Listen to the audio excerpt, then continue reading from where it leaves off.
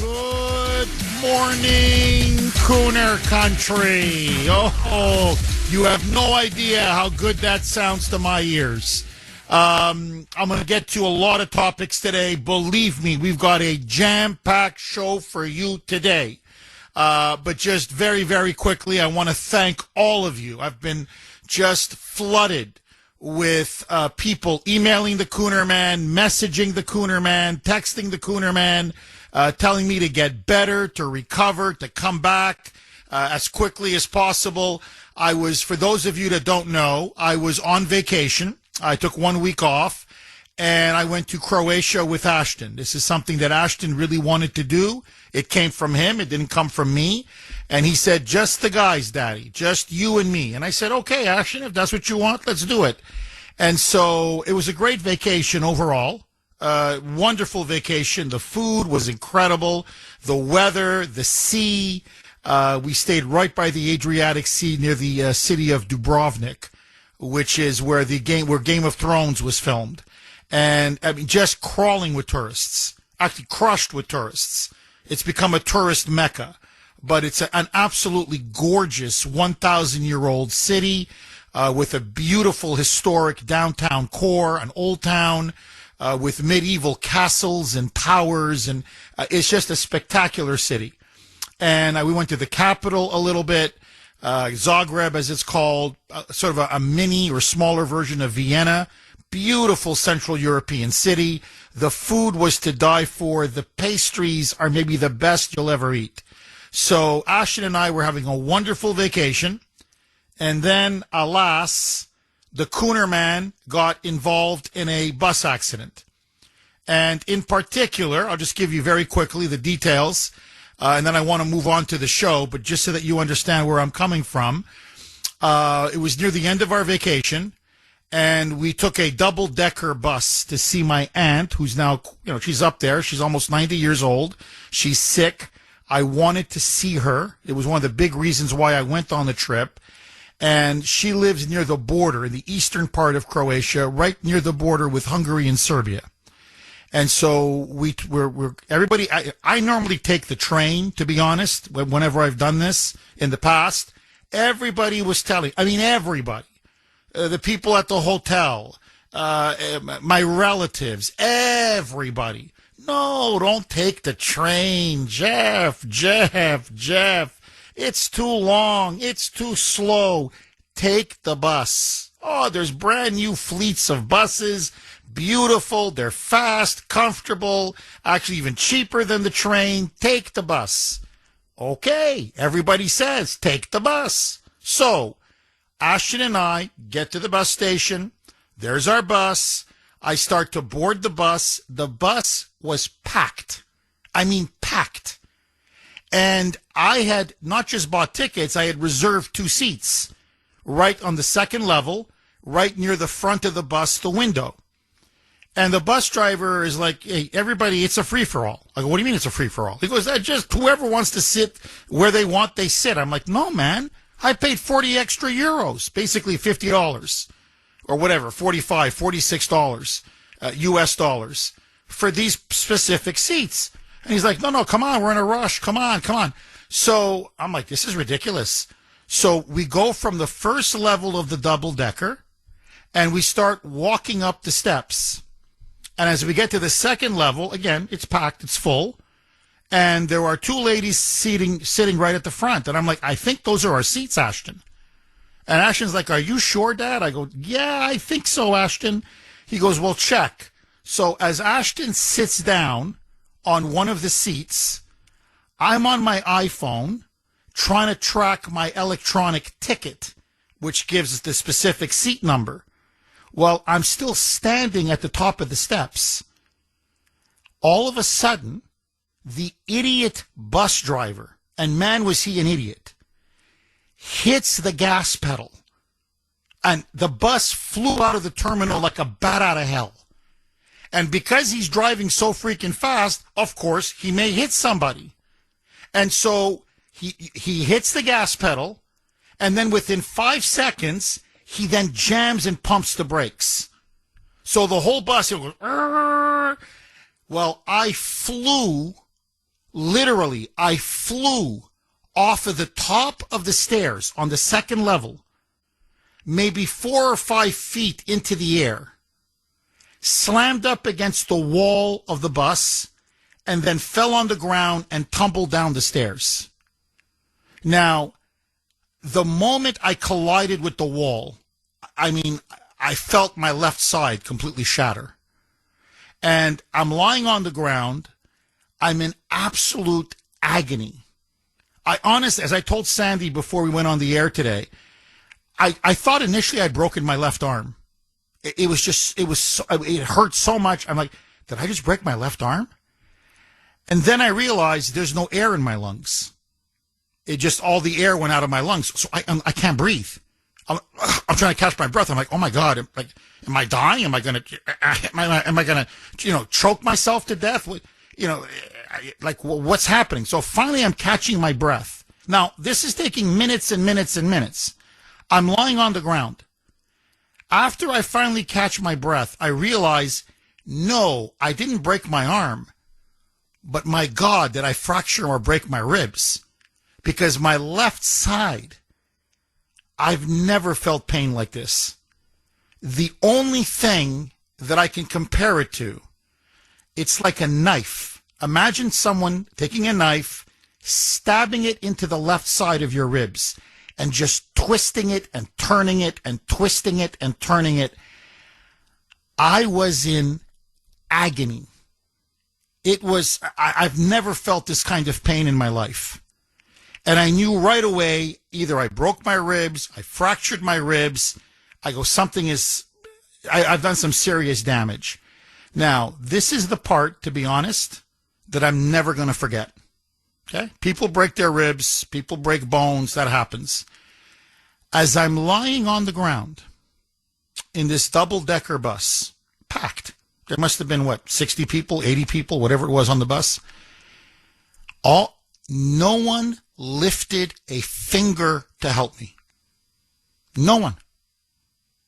Not a single soul got up to help me.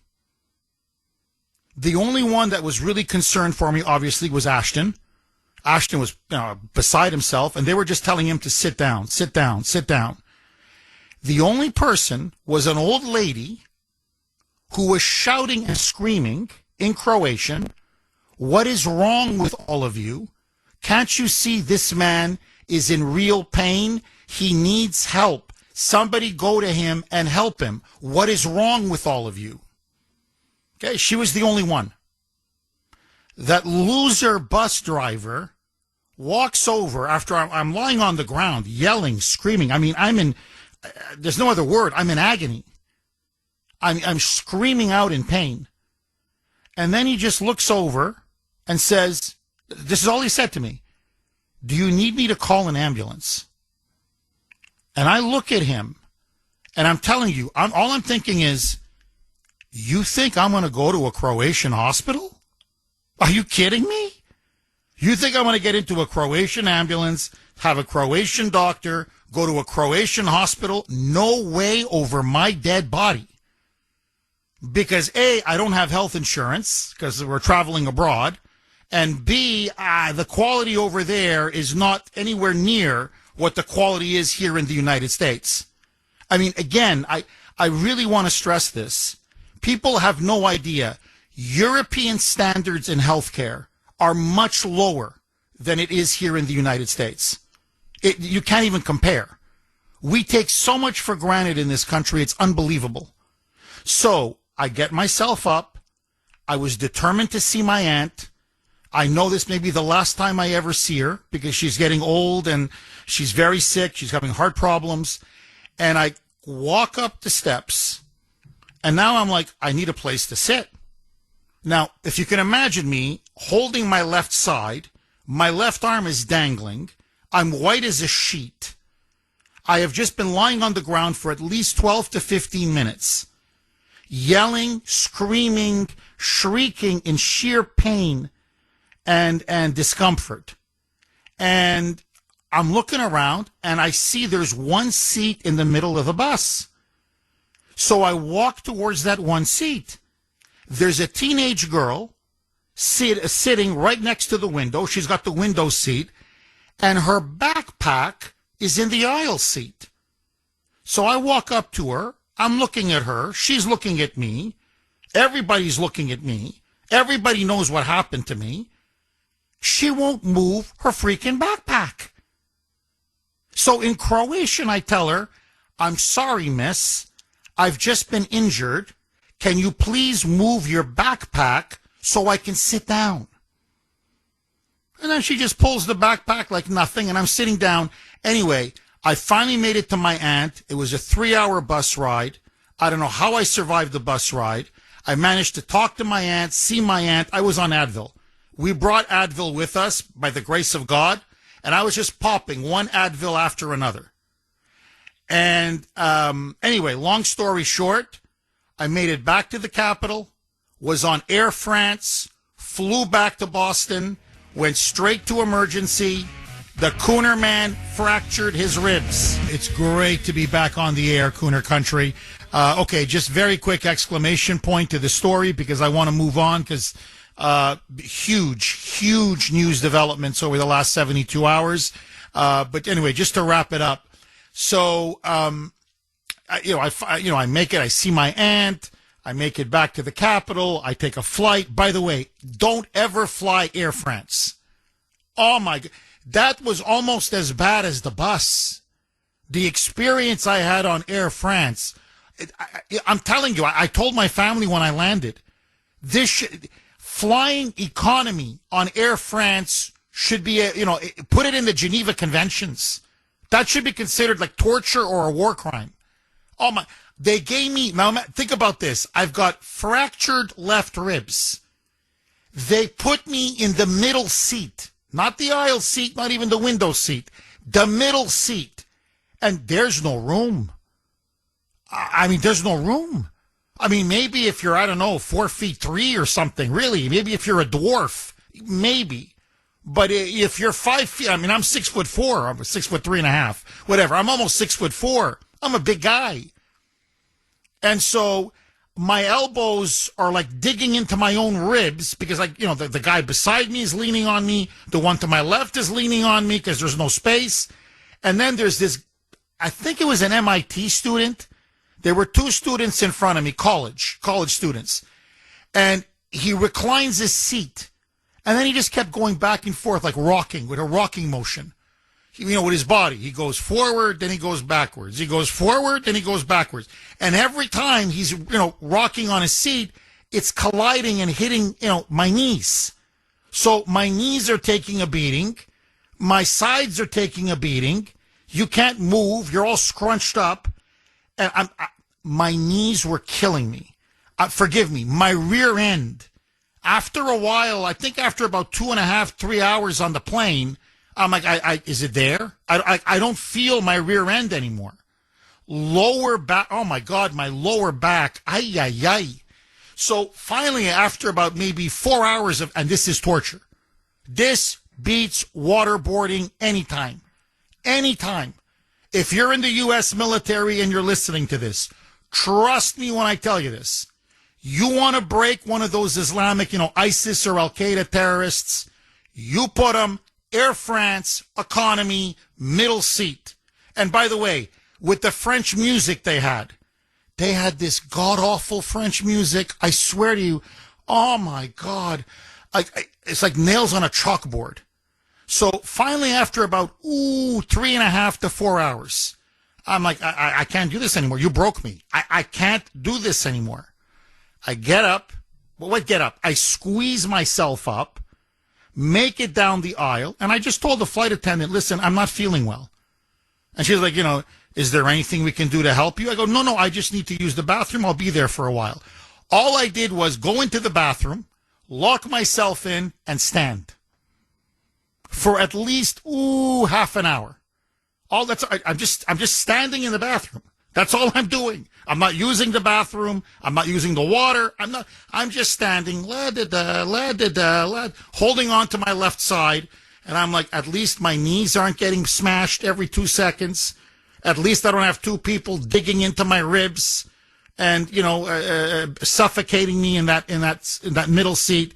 And that's how I rode out Air France. Never again. I told my wife, never again.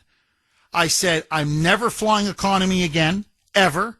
If I do fly business class or, those seats where you have more leg room, I'm never experiencing this again. This should be illegal. This should be a crime. I'm serious.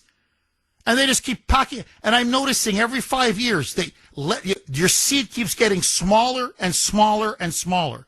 When I saw my seat, I'm like, how the hell am I supposed to fit into this? I can't fit an 8-year-old into this seat. How the hell are you going to fit me? Anyway, I come back, long story short, go to the emergency room, and guess what?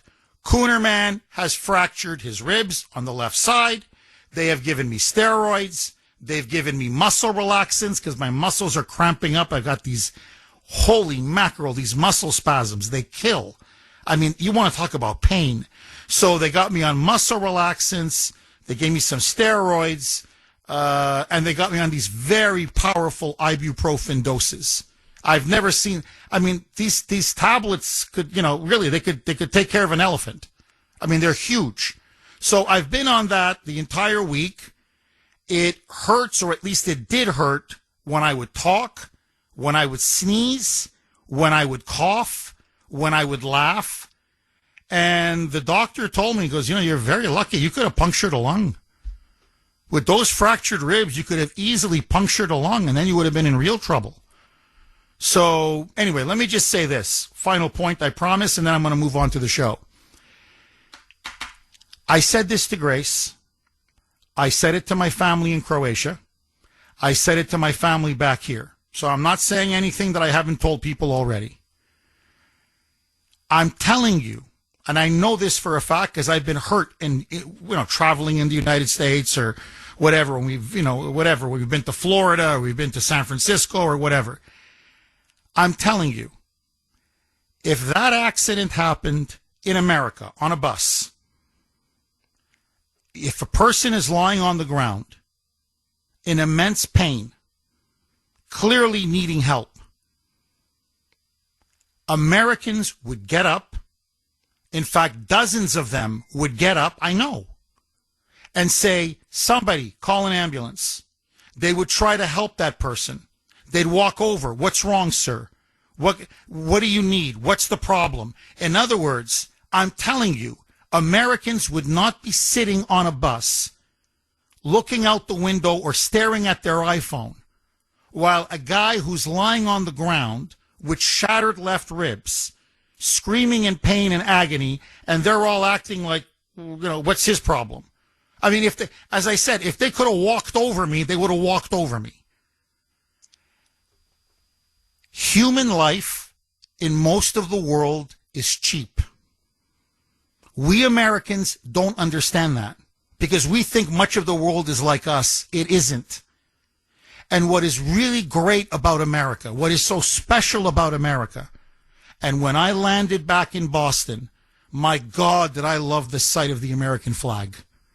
Because here, life is precious, life is valuable, life is sacred. So if you get hurt on a double-decker bus, people will come to help you, to comfort you.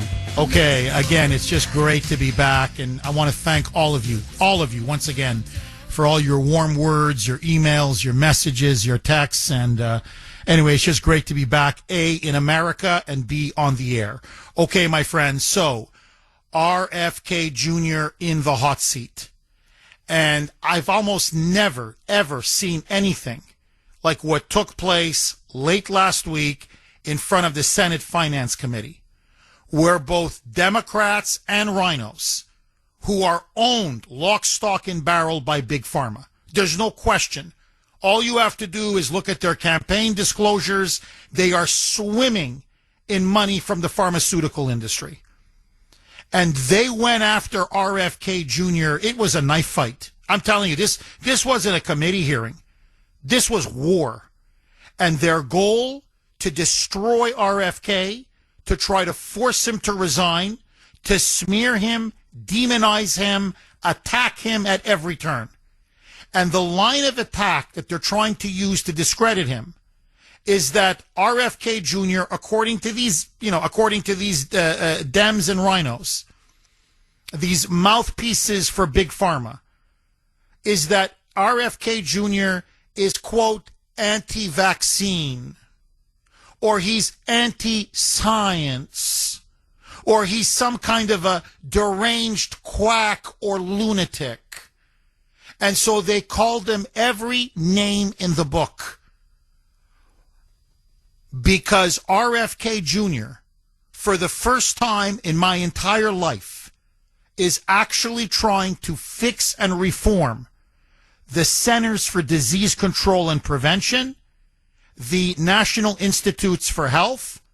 In other words, to make them actually do their job, which is to help Americans become healthier, not sicker, not more dependent on pharmaceutical drugs and medications, but to actually be healthier and live longer, more fulfilling and active lives. And for this crime of challenging the corrupt medical establishment, they had a mission, and that was to tar him, to taint him, to destroy him. They were yelling at him. They were screaming at him. They wouldn't let it, whether it's Elizabeth Warren, Pocahontas, or Senator Michael Bennet from Colorado, or Senator Warner from Virginia, they wouldn't let him finish. They berated him. They talked over him. They cut him off. They wouldn't let him answer. They interrupted him because they're afraid of the truth. Listen now to Robert F. Kennedy Jr. saying all these senators wanted to do was make their speech in defense of Big Pharma, in defense of the COVID vaccine jab, and shut me down. But there's one thing they cannot deny. The CDC, the NIH, the entire health establishment is broken. Broken beyond repair. Roll cut 19, a mic. I've come to realize that those hearings are performative. They're theater. And, they're not the kind of debate or open conversation that democracy would give us at its ideal. And then all of those senators are taking hundreds of thousands of dollars, including, in some cases, millions of dollars from the pharmaceutical industry. So they don't want to hear the answers to the questions that they ask me. They want to make a little speech and then shut me down. But they can't deny the fact that we did worse than COVID. That CDC is a broken agency. We did worse in COVID than any country in the world. We have 4.2% of the world's population. We have 20% of the world's COVID deaths. We literally are. We're the worst team in the league.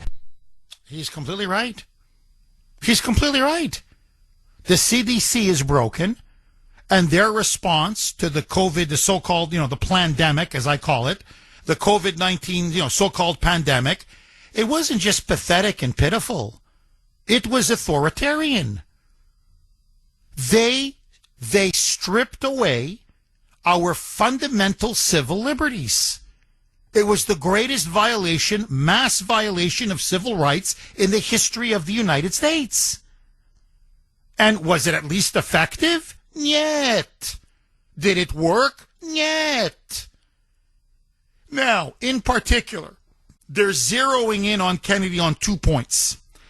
Number one, and I'm going to get to this a little bit later in the show, Kennedy now, and he's got data to back him up, is saying that for certain vaccines, one of them is the hepatitis B vaccine, they give literally to newborns. Okay, that's what they do now. Just, you're born and bang, they hit you with a shot.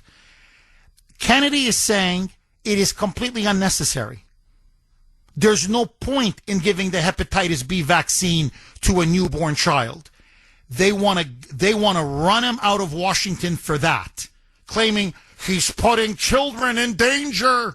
They're all going to die. They're going to die. Apparently, Chris Murphy from Connecticut was losing his mind. He and Bernie. I don't know who had, the wild hair that Bernie has sometimes when it kind of on the top of his head. It just like stands on top of his head. I don't know who had more wild hair, either Murphy or Bernie, but it doesn't matter. Millions are dying because of RFK. Nobody's dying because of RFK. What are you guys on drugs? No. They want to keep giving vaccine after vaccine after vaccine to babies, to toddlers, to teenagers, whether they need it or not, whether it's effective or not, because it's about the money.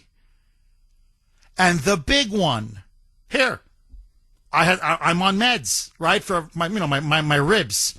So I went to CVS. Now, I went there to get the muscle relaxants, thank you, Jesus, because they relieve the pain, and the ibuprofen, thank you, Jesus, again, because that also reduced the inflammation. Right away, I'm like, hi. I barely get the hi out of my mouth. You want a flu shot? COVID-19 shot? I'm like, no, I just want to pick up my medications. Are you sure? Because we're giving COVID-19 shots right now. So the flu season is coming. You want COVID-19? You want a booster? I'm like, no, I'm good. I'm fine. I just gave you my medication. So in my area, everybody can get the COVID vaccine. Everybody can get the flu shot, and it's free. It's free. What Kennedy did, what RFK Jr. did, is that he looked at the data and the evidence. And he said, why should healthy young kids be forced to take the COVID jab? Kids have naturally much stronger immunity to COVID. They were not the vulnerable group that was affected. That tends to be the elderly or those that have serious immunity issues.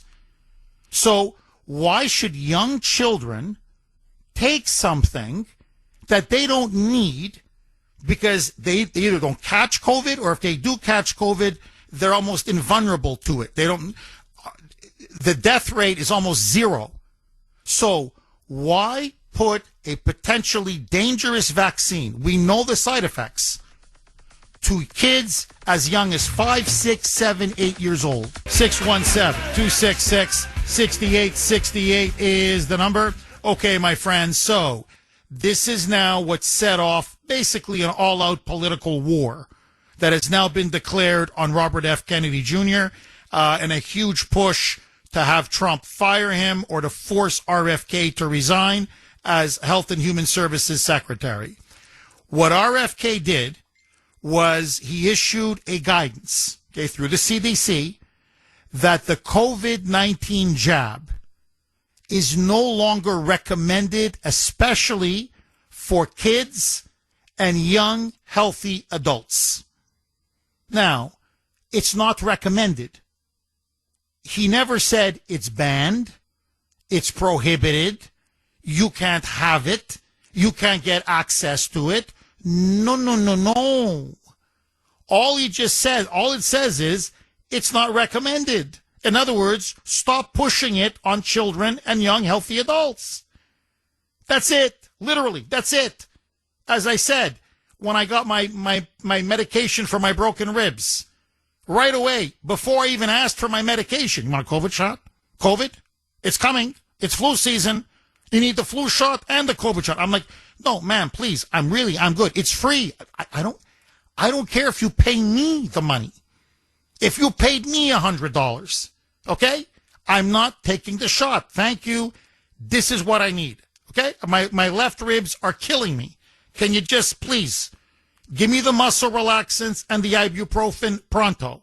So, in my neck of the woods, CVS and Walgreens, anybody can get the COVID jab, and it's free. It's the same for the entire country.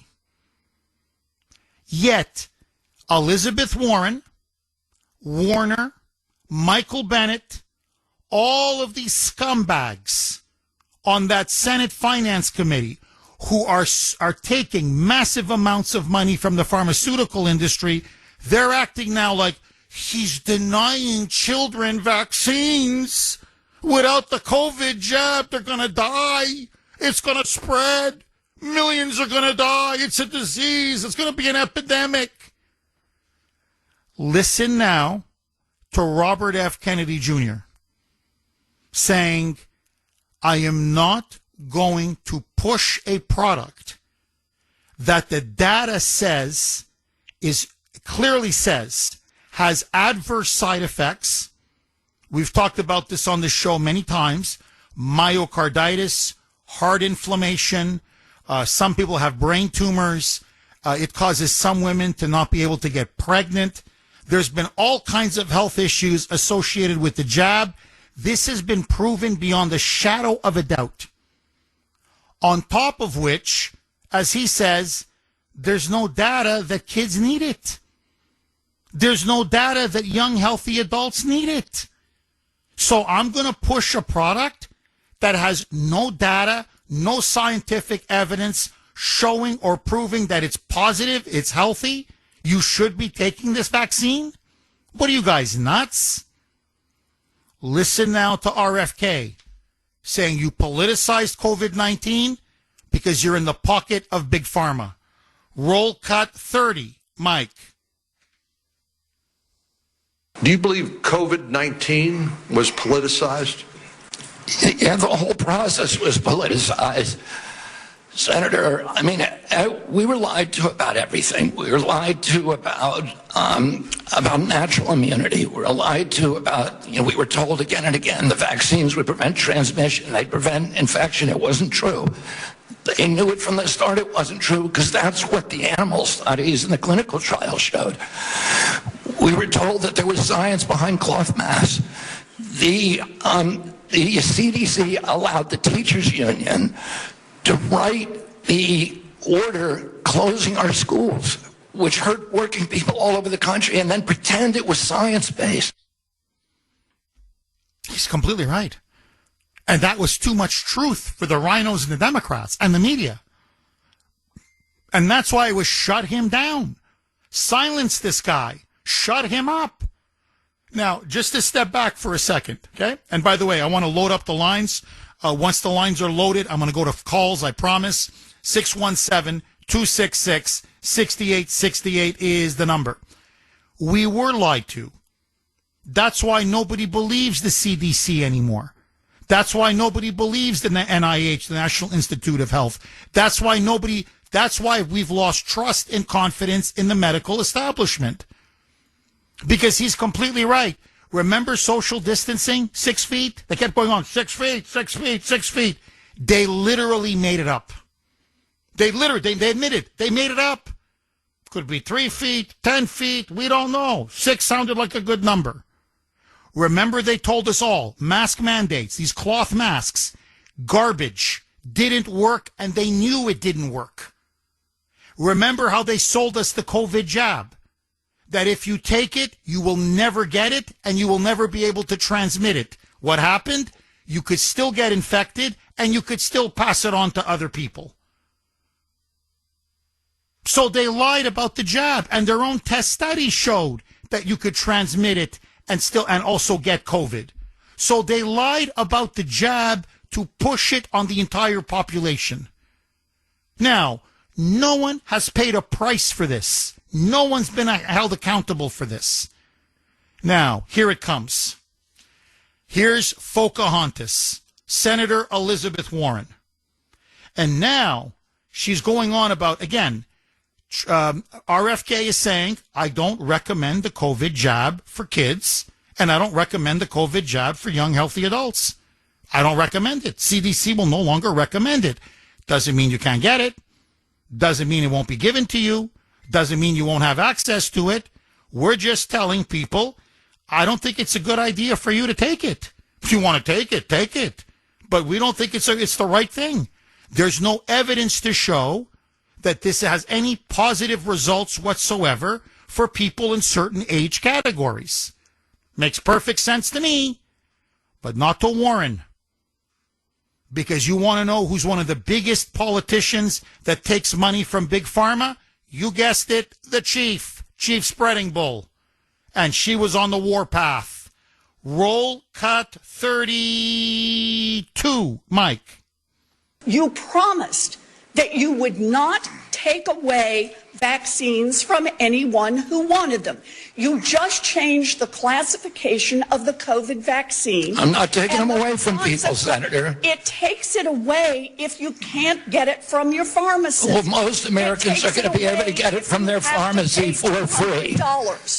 Most Americans will be able to get it from their pharmacy for free. The question is, everyone who wants it, that was your promise. No, I didn't. I never promised that I was going to recommend products with which there is no indication. When you said... And I know you've taken $855,000 from pharmaceutical companies, Senator. Did you hold up a big sign saying that you were lying when you said that? Because you are the one who said you would not take them away.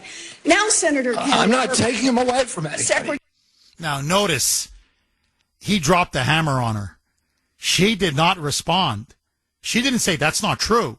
When he said, you've taken nearly $900,000 this year alone from Big Pharma. Notice she didn't say anything on that. She pretended like she didn't hear him. Now, as for the actual merits of the case, now look, I'm sorry, but she's a mercenary. She's a hired gun for Big Pharma. They control the chief like they control most politicians. And you know why they're all furious at Robert F. Kennedy Jr.? Because there's an advisory panel on vaccines. And they were all full of Big Pharma hacks. I'll tell you what the advisory panel says every year. More vaccines, more shots, everything go. Just give them COVID-19 shots at 6 months years old. And then keep giving them boosters every single year. That's what the advisory panel was pushing. And RFK said, no. I don't want these so-called experts, quote unquote, who are just going to parrot the line of Big Pharma to line their pockets. I want people who are going to make decisions about vaccines and what we put in our body based on the actual data, research, and scientific studies. Now, notice she couldn't rebut his argument. First of all, if you want the COVID vaccine, anybody can get it. Anybody. At any pharmacy, anywhere in the United States. So for her to claim you're taking away vaccines, you're a liar. That's number one. Number two, mRNA technology is not a vaccine. You know what's a vaccine? Polio vaccine is a vaccine. Why? I took the polio vaccine. You had to take it. I don't get polio. That's a vaccine. You take the mumps, measles, rubella vaccine. You don't get the measles. You don't get the mumps. You don't get rubella. That's a vaccine. This is, you get the jab, and you may get it. You may not get COVID. You may pass it on to somebody. You may not pass it on to somebody. That's not a vaccine. That's a shot. That's all it is. And then you spin the wheel. And you hope you don't get COVID or you hope you don't pass on COVID. Now, his ultimate point is correct. You want me, think about what they're asking him to do. You want me to push a product, i.e. the COVID-19 jab, onto babies, children, and young, healthy adults. And there's not a scintilla of data that shows it's positive, it's healthy, it's going to help you in any way, shape, or form. In fact, it's the opposite. What the data shows is that for a minority of people, not all, but for a minority of people, there have been significant adverse side effects, up to and including death. Never mind getting cancer, never mind getting heart attacks, never mind getting inflammation of the heart. These people are sick. They don't want to hear the truth because they can't handle the truth. Because if you speak the truth, what it will show is that these politicians are in the pocket of Big Pharma. Follow the money. And that's why now they don't just want to destroy Robert F. Kennedy Jr. They want to destroy the MAHA movement. Make America healthy again. All they want is to keep giving our kids and ourselves jab after jab after jab. My pharmacist, nice woman, please don't think I'm attacking her. I'm not. She wants me on the booster twice a year. Twice a year. I'm like, how many freaking COVID boosters do you want me to take? So no one's getting COVID anymore. The pandemic is long gone. And you still want me to keep taking booster after booster after booster? And then when you ask them, well, are there any clinical studies about the long-term effects of taking, 5 boosters, 10 boosters, 15 boosters, 20 boosters? Do you have any clinical data to show that it won't adversely affect me or my health? You don't. You don't, because there is none. So why are you pushing this on us? Robert F. Kennedy Jr. was crucified in front of that Senate Finance Committee for his crime. And his crime was telling the truth and actually protecting people's health. Agree, disagree? I want to ask all of you. Double-barreled question. Should RFK Jr. resign? I say hell no. What say you? And number 2, is Robert F. Kennedy Jr. right on vaccines? Are we pushing too many of them, especially the COVID jab, on children and young healthy adults when we don't need to? 617-266-6868. Lines are loaded. Dave, our Western PA constitutionalist correspondent out near Pittsburgh. Thanks for holding, Dave, and welcome. Dave. Dave, I give you such a beautiful build-up like that, and you're not there, Dave.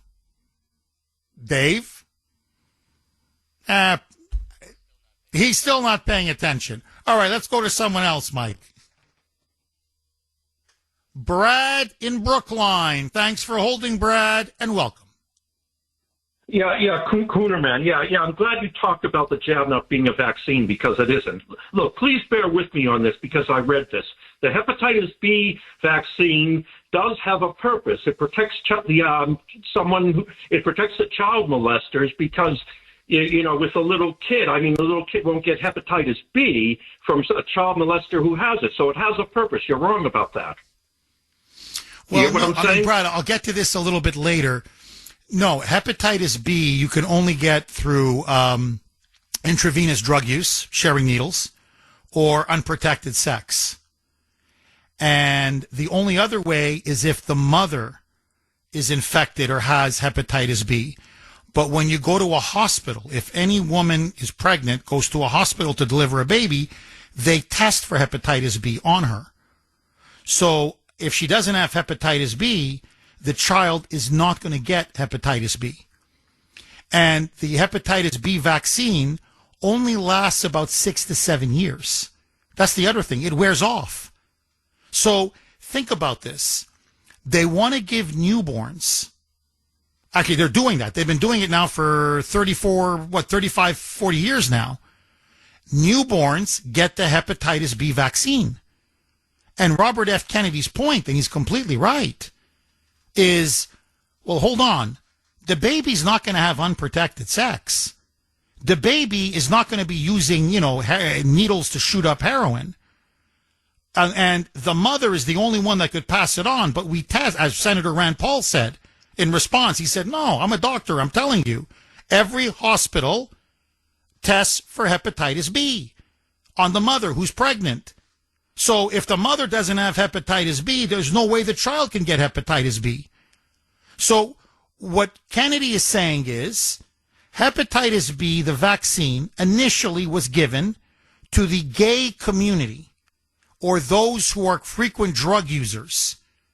And it just didn't take off. They didn't want to take it. And so they said, what do we do? Aha. Let's recommend it and push it on every baby that's born. There is no medical reason, none whatsoever, to give children, babies, the hepatitis B vaccine. None. This is a pure money grab on the part of Big Pharma. And that's why they're going crazy. Because Big Pharma now, and Robert Kennedy said, look, no, we're taking it off the schedule. There is no medical reason for a baby to get the hepatitis B, the Hep B vaccine. By the way, by the time the child is 6 or 7 years old, the hepatitis B vaccine's already worn off.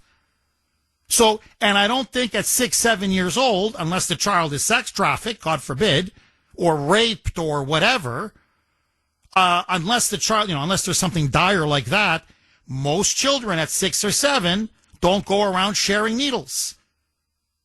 They don't go around, having unprotected sex. So it's one of the most unnecessary vaccines. It doesn't matter. They keep giving them to kids. And then they give it to them again when they're children. And then they give it to them again when they're teenagers. And nobody is looking at the long-term health consequences of pumping these kids up with all of these unnecessary vaccines. That's all RFK is saying, and he's right. He's like, by the way, do you know, since I was born, okay, I'm 56 years old now, they have doubled the amount of vaccines that they schedule now for children and teenagers. Doubled. Maybe that's why there's a high rise in autism. I'm sorry, but I have to. There are things going on where I look at it and I say, no, it doesn't make sense. You don't give children that many vaccines. You don't give young adults that many vaccines. And not think there's going to be some kind of a potential consequence. Now, look, I'm fully vaccinated against polio, against the measles, against the mumps, against rubella, all of that. My kids are fully vaccinated. But they just keep adding more shots and more shots and more shots. And in the end, as Kennedy says, there's no evidence to show it's necessary or that it helps or that it's positive or that it's effective. It's only there for one reason and one reason alone. Money. Big Pharma is swimming in money. The more shots, the more money they make. Final word to you, Brad. Yeah. Incidentally, the hepatitis B vaccine, I did read this. It has adverse effects on infants. Some of them get really painful seizures. I'll try to furnish you the name later and give it to your call director. I don't have the name now, but I read the article. Yeah, no, Brad, there have been some. And some, you're right. For some infants, it's had some very dangerous side effects.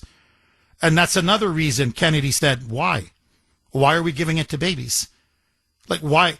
They don't need it. They literally don't need it. There's no good medical reason to do it. Plus, for some, there are horrific side effects. And for this is what they're saying. He's going to take away everybody's vaccines. We're all going to die. It's the same hysteria and panic porn we saw during COVID. And they think they can pull the wool over our eyes again? I don't think so. You know the old expression? Fool me once, shame on you. Fool me twice, shame on me. 617-266-6868 is the number. Okay, I want to ask all of you. Pressure is now building for Trump to dump Robert F. Kennedy Jr. as the HHS secretary. Should Kennedy be forced to resign or should he be fired? I say absolutely not. His only sin is that he's going up against Big Pharma. But that's me. I want to hear from you.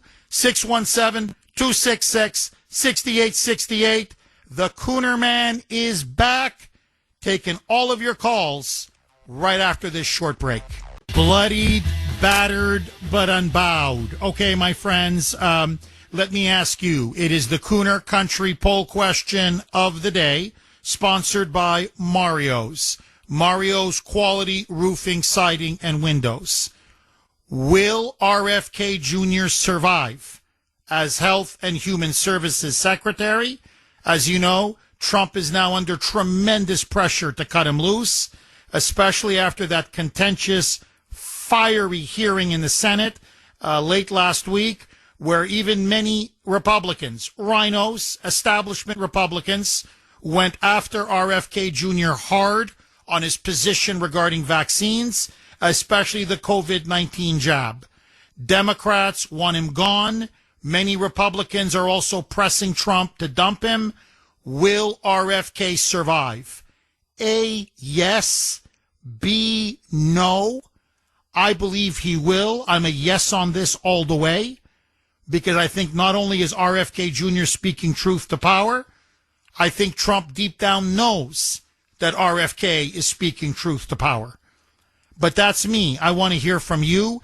You can vote on our webpage, wrko.com/Kuhner, wrko.com/Kuhner.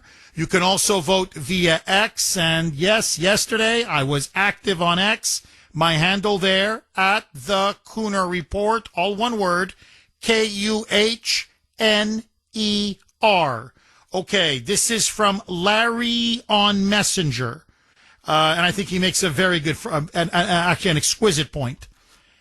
My dear silly friend, Jeff, there's no profit in healthy people. Bingo.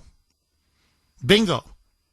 You know, Kennedy, I thought, really brought the curtain down when I believe it was with Ron Wyden. It was Senator Wyden from that moonbat from Oregon, where he said, you guys have been sitting on this committee for 20, 25, 30 years. And in the last 25, 30 years, under the CDC leadership and the medical establishment, Americans have been, they haven't been getting healthier and better. They've been getting sicker and sicker and sicker. And chronic disease keeps going up and up and up. So clearly, our public health institutions have failed us. The CDC has failed us. The NIH has failed us. Leave aside COVID just for a second.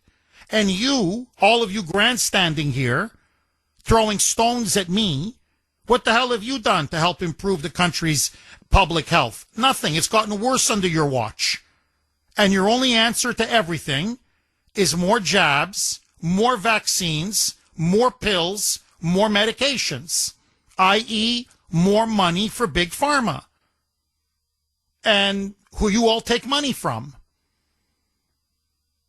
And I'm sorry, but when he said that, I'm like, no truer words have ever been spoken. And I'm going to read the full text in the next segment, but as Kevin in New Hampshire texted me and said, Jeff, what you're seeing now with that spectacle a couple days ago in the Senate, they're no longer just in the pocket of Big Pharma. Take Elizabeth Warren. They're basically now a lobbyist for Big Pharma. When you heard them, I'm like, you don't sound like a lawmaker interested in getting at the truth. Well, what does the evidence say? What does the data say? What are the tests revealing? What works? What doesn't work? No. They sound and act like lobbyists because they are effectively lobbyists for the big pharma industry. And notice, they don't give a damn about what's best for you or me or our children, as long as the gravy train keeps rolling. 617-266-6868. Agree, disagree. Kara in Boston. Thanks for holding, Kara, and welcome. Hi, Jeff. Hi, Kara. I can't agree with you anymore. You are absolutely correct on everything you just said. RFK Jr. needs to stay. He's the only one talking about this.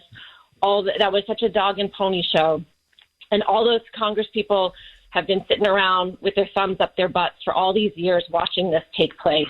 And if you look at go back in history and you look at 1986 and how everything changed after that, and now all of a sudden that schedule got bloated, you know it's not about the health of children. I found my vaccine record. I'm 51 years old. I found my vaccine record. I had 10 doses of vaccines, a handful of vaccines. 10 doses, Jeff. And now my kids are required to get 65 to 70 doses during their childhood. If you're not questioning that at all, then you're an idiot. And everyone out around here is completely indoctrinated. They have no ability to think for themselves because they've been taught to fear these diseases and be so fearful and to trust their doctor and do whatever, regardless of the fact that these things are not always safe. They're not safe, but, you know, I'll give people some of them, whatever. You need to have some of them. But, yeah, I think you're absolutely right. This is such a joke. And if you can't see this, then you're asleep. Well, look, RFK Jr. talked about, just to give you an example, you're completely right, by the way. I think I had like 10 doses, just like you. We're close in age. So something 10, 12, I mean, I don't know, but something like you. And now there's 60, 65, 70 doses. Look, and this was only, 13 years ago. 13 years ago, you know, my Ava's fully vaccinated, right? And my Ashton are fully vaccinated. Even then, I think they only had like 30 or 35 doses. So they've practically doubled the number of doses in 10 years. And RFK made the point, and he's completely right. They have a landmark study. It was one of the most extensive studies ever done about the impact of hepatitis B, the Hep B vaccine. Listen to this. For young black boys, African-American babies, they found a link between higher autism rates among African-American children than on any other group when they take the Hep B vaccine. And so RFK is saying, look, I've got a study here. This is, they looked at this. This is a study that the CDC then tried to bury. 617-266-6868 is the number. All right. It's great to be back on the air again, my friends. Okay. Just very quickly, what they're really furious about is that RFK Jr. is cleaning house. And all of those who are tied to Fauci and all of those who are tied to the people who gave us the disaster of the COVID-19 response, the draconian lockdowns, closing down the schools, which, by the way, has done immense damage to our children, including affecting their IQ. Literally, it's reduced the IQ of our children. I mean, this is undeniable. There's studies showing this. Never mind their development, their social skills. What they did, closing down the schools, locking down our economy, forcing people to take the jab, the vaccine mandates, the mask mandates. I could go on and on. Kennedy is saying none of this was based on science, which is true. You guys are not scientists. You're not interested in facts and data. You're interested in pushing the agenda of big pharma. And that agenda is money. That's what this is all about. Money, power, and control. That's why they're livid with RFK. Because he wants people who are going to be independent from the grip of the pharmaceutical industry. Now, I made a slight mistake. Whenever I make a mistake, I want to correct it immediately. The last thing I ever want to do is give any of you false or inaccurate information. So I mentioned in that last call with Kara that there was a link between the hepatitis B vaccine and higher rates of autism among African American kids. My bad. I misspoke. It's not the hepatitis B vaccine, although there have been adverse side effects on infants. This is, and RFK was brilliant on this point. This is the vaccine for measles, mumps, and rubella.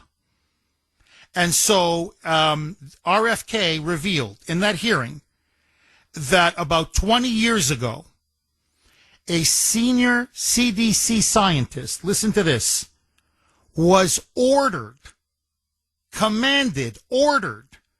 to destroy data from an internal study that they had conducted that showed a staggering link between the MMR vaccine, measles, mumps, rubella, and the risk of autism. For whatever reason, it affected black boys, young black boys, more than any other group. The data showed conclusively that black boys who got vaccinated before 2 years old, 24 months, or even 3 years old, 36 months of age, listen to this, had a 260% greater chance of getting an autism diagnosis than children who waited. A 260% chance greater of getting autism than, say, if they waited until, 4 years old or 5 years old or 6 years old. In other words, Kennedy's saying, what's the rush, man? It's like they come out of the woman's belly, forgive me, they come out of the woman's stomach, and then, boom, jab, jab, jab, jab. Just pump them with vaccines. And he says they knew the dangers of the MMR vaccine on very young kids, especially black boys. And rather than admit it and release the findings to the public, they ordered the destruction of the data and they wanted it buried. Now, that's something the media doesn't want you to know. Why? Look at every second commercial. I don't care if it's Fox News. I don't care if it's CNN, MSNBC, the nightly news, NBC, CBS, ABC. All you see, every second commercial is an ad for the pharmaceutical industry. Same thing with all the big newspapers. Pick up the Wall Street Journal. Pick up the New York Times. Pick up the Washington Post. Every second ad is a pharma ad. And as Kennedy said, almost every member of Congress is drowning in big pharma money. So nobody wants the truth to get out because there's too much money involved. Listen now to RFK Jr. Again, all it was is common sense. He's saying, look at the way you people are acting as if the medical establishment is infallible. That these massive, extremely wealthy and powerful corporations that dominate big pharma, Moderna, Pfizer, you could go on, that everything they say, everything they do, we're just supposed to rubber stamp and nod up and down like a bunch of sheep. Listen now to RFK saying, don't call me anti-vaccine. I'm pro-medicine and I'm pro-truth. Roll cut 32B, Mike. I say I'm not anti-vaccine. Saying I'm anti-vaccine is like saying I'm anti-medicine. Well, I'm pro-medicine, but I understand some medicines harm people. Some of them have risks. Some of them have benefits that outweigh those risks for certain populations, and the same is true with vaccines. And we don't understand the risk profile because vaccines are the only medical intervention, medical device, or pharmaceutical drug that are exempt from pre-licensing safety studies. He's completely right. And by the way, you can't sue Big Pharma. That to me is incredible. They have no liability whatsoever. So how many people were forced to take the COVID jab? And they called up this show, for years now. Jeff, I've never been the same. Jeff, my left arm is paralyzed. Jeff, I can't get pregnant. Jeff, we had a miscarriage. Jeff, I got heart inflammation, or my son has heart inflammation. A couple people said my son died from a massive stroke or heart attack within weeks of taking the COVID jab. Now, any other company, you sell a faulty or deficient product, an unsafe product, they get sued, but not Big Pharma. Why? Why? Why are they above the law? Why do they have this special exemption? I'll tell you why. Just look at that hearing. They were like a pack of mad dogs. Follow the money. That's what this is all about. Now, let me make one other very quick point, and then I want to go right back to the phone lines. I want you to just stand back objectively. Okay? Just objectively. It's not right, left, conservative, liberal, Republican, Democrat. At least it shouldn't be. What did they tell us when the COVID pandemic broke out. They lied. What did they tell us? That this did not come from a lab in Wuhan. That this came from some wet market from either a monkey or a bat. And they knew the exact opposite was true. They lied. Then they told us when they rolled out the vaccine, you remember? That if you take this, it's, quote, 100% effective. You will not get COVID. You will not transmit COVID. You will never get sick from COVID. Instead, and their own internal studies showed, we found that out, it was all released. They knew it wasn't going to prevent people from getting COVID. They knew it wasn't preventing people from getting infected or transmitting it, and that even with the jab, you could get seriously sick, or that there were adverse effects with the jab. They knew that. They knew for some people it was unsafe, and they still pushed it. Then they told us lock down the entire country, wrecking the economy, destroying people's lives and businesses forever. And they had no scientific evidence to do that.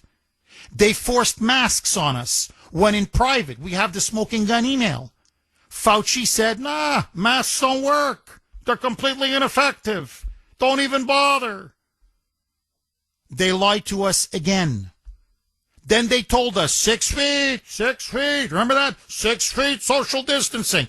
Then when pressed, they said, hey, we didn't know. We just made up a number. And after all of this, and literally millions of people now saying that they have had negative, devastating side effects from taking this jab, suddenly now, Robert F. Kennedy Jr. is the bad guy? And these people are saying he's anti-science? No. He's pro-truth. I never promised that I was going to recommend products with which there is no indication. When you said... And I know you've taken $855,000 from pharmaceutical companies, Senator. 749 on the great WRKO. Jeff Kuhner, Boston's bulldozer. That was just a taste of the fireworks. Late last week, Robert F. Kennedy Jr. being attacked from all sides, and he really took it to Pocahontas. Chief Spreading Bull, she got exposed, and she got exposed big. Listen now to Robert F. Kennedy Jr. saying... to Ron Wyden, saying, don't talk to me about children dying. We've had a chronic disease epidemic in this country for the last 25 to 30 years. And what have you done? What have the Democrats done? What has the CDC done? What has the NIH done? What has the entire medical establishment done? And nothing. Roll cut 33. Mike. About anything you've done or plans to change it. And my last comment is, I hope that you will tell the American people how many preventable child deaths are an acceptable sacrifice for enacting an agenda that I think is fundamentally cruel and defies common sense. Thank you, Mr. Chairman. Do I get a reply? Or, Senator, you've sat in that chair for how long? 20, 25 years, while the chronic disease in our children went up to 76%. And you said nothing. You never asked the question why it's happening. Why is this happening? Today, for the first time in 20 years, we learned that infant mortality has increased in our country. It's not because I came in here. It's because of what happened during the Biden administration that we're going to end. It's obvious. He's biting the hand that feeds them. That's the problem now with RFK. What he's exposing is that they're a bunch of hacks. That these aren't independent experts or professionals, healthcare experts, on that vaccine advisory panel, or Fauci, Chicken Little, or the senior leadership at the CDC. They are hacks for the pharmaceutical industry. It's a multi-billion-dollar business, and everybody has their hand in the till. And RFK is the only one, I'm sorry, but I have to say it, along with Donald Trump, obviously, who's saying, I'm not for sale. And notice, they could never refute or rebut any of his arguments. It was always character assassination and name-calling, or panic porn and hysteria. Children are dying, everybody's dying, you're going to get us all killed. The most absurd statements.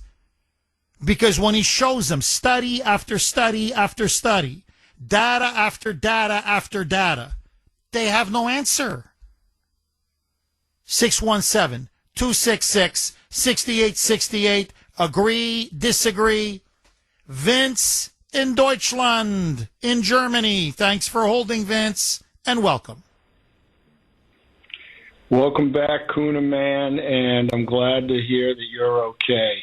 I heard you had a little accident. I did. My left ribs are killing me, but I'm back, Vince. I survived. So, Jeff, I wanted to get into the MMR vaccine, and what is it, 260%? You know, I mean, the floodgates are about to open on the data that has been suppressed for years, that it's not just one thing, it's a combination of things that cause autism. And now they're saying Tylenol taken while pregnant increases autism rates, you know. And I heard that they're going to probably take Tylenol off the market at some point.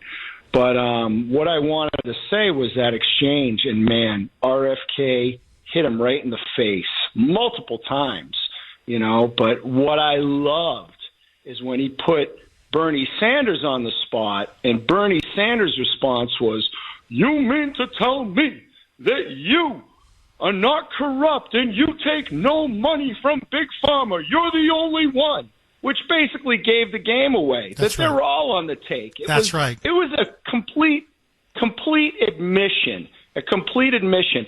I swear, Jeff, I wasn't around 2,000 years ago, but I would imagine that the U.S. Congress is way more corrupt than the Roman Senate is at this point, you know. And what we need is Nuremberg 2.0. These people need to go to trial.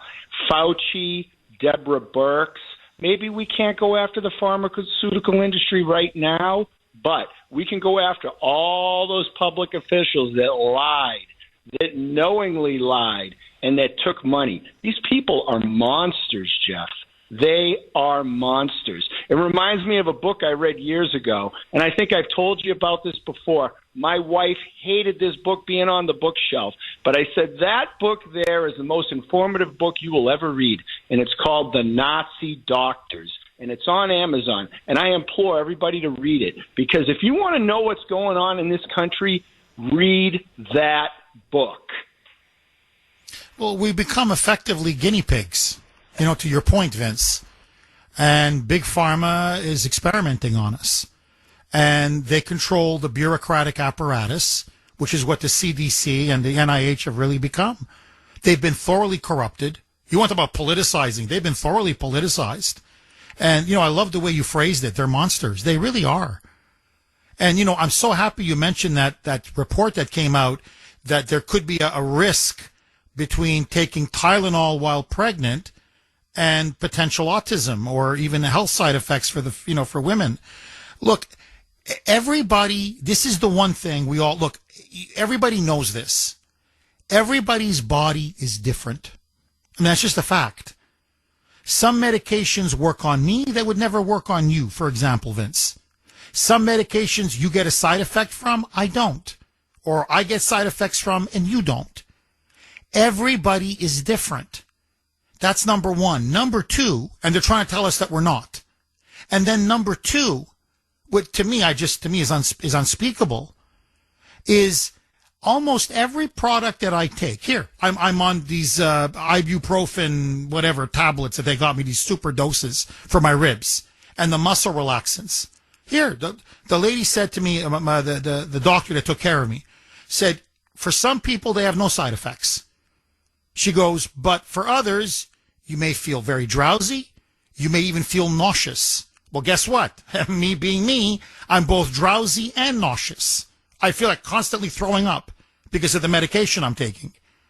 Now, it's worth it because the pain in my left ribs, as Kennedy said in his rebuttal, he goes, look, there are risks and side effects to medication, but the positive benefits outweigh the negative benefits. So people take it. That's why I'm taking the medication. Yes, I don't like being nauseous. I don't like feeling drowsy all the time. I don't feel, in my right mind because I'm always like wanting to sleep. But man, my left side is not killing me. So yeah, I'll take it. My point is, every product they sell, they tell you, you may have this side effect, that side effect. For some people, nothing. For some people, it could be this. You see it all the time. How come they didn't do that with the COVID jab? How come they don't do that with these other vaccines that they give to infants or 2 weeks old or 6 months old? Suddenly, notice when it comes to vaccines and big pharma, there are no side effects on anything. And if you say there are, you're a quack. Like, it so defies common sense. And then, of course, we know that there are devastating side effects from the COVID jab. There's no question. There's no question. Not for everybody, obviously, but for a significant minority of the population, you better believe it. So why keep pushing boosters? Let everybody decide. My body, my choice. And they don't want this truth to come out. And that, to me, is what's most criminal of all. Look, Vince, I was fundamentally changed during COVID. Not because I had COVID. Okay, I had a bad case of COVID. I'll never forget this till the day I die. I go to my general physician, who I've been going to for years. I'm sick from COVID. I'm wheezing. I'm coughing. I've got this high fever. I'm semi-delirious. And I said, I want to get ivermectin or hydroxychloroquine. I need to see the doctor. I want to take it.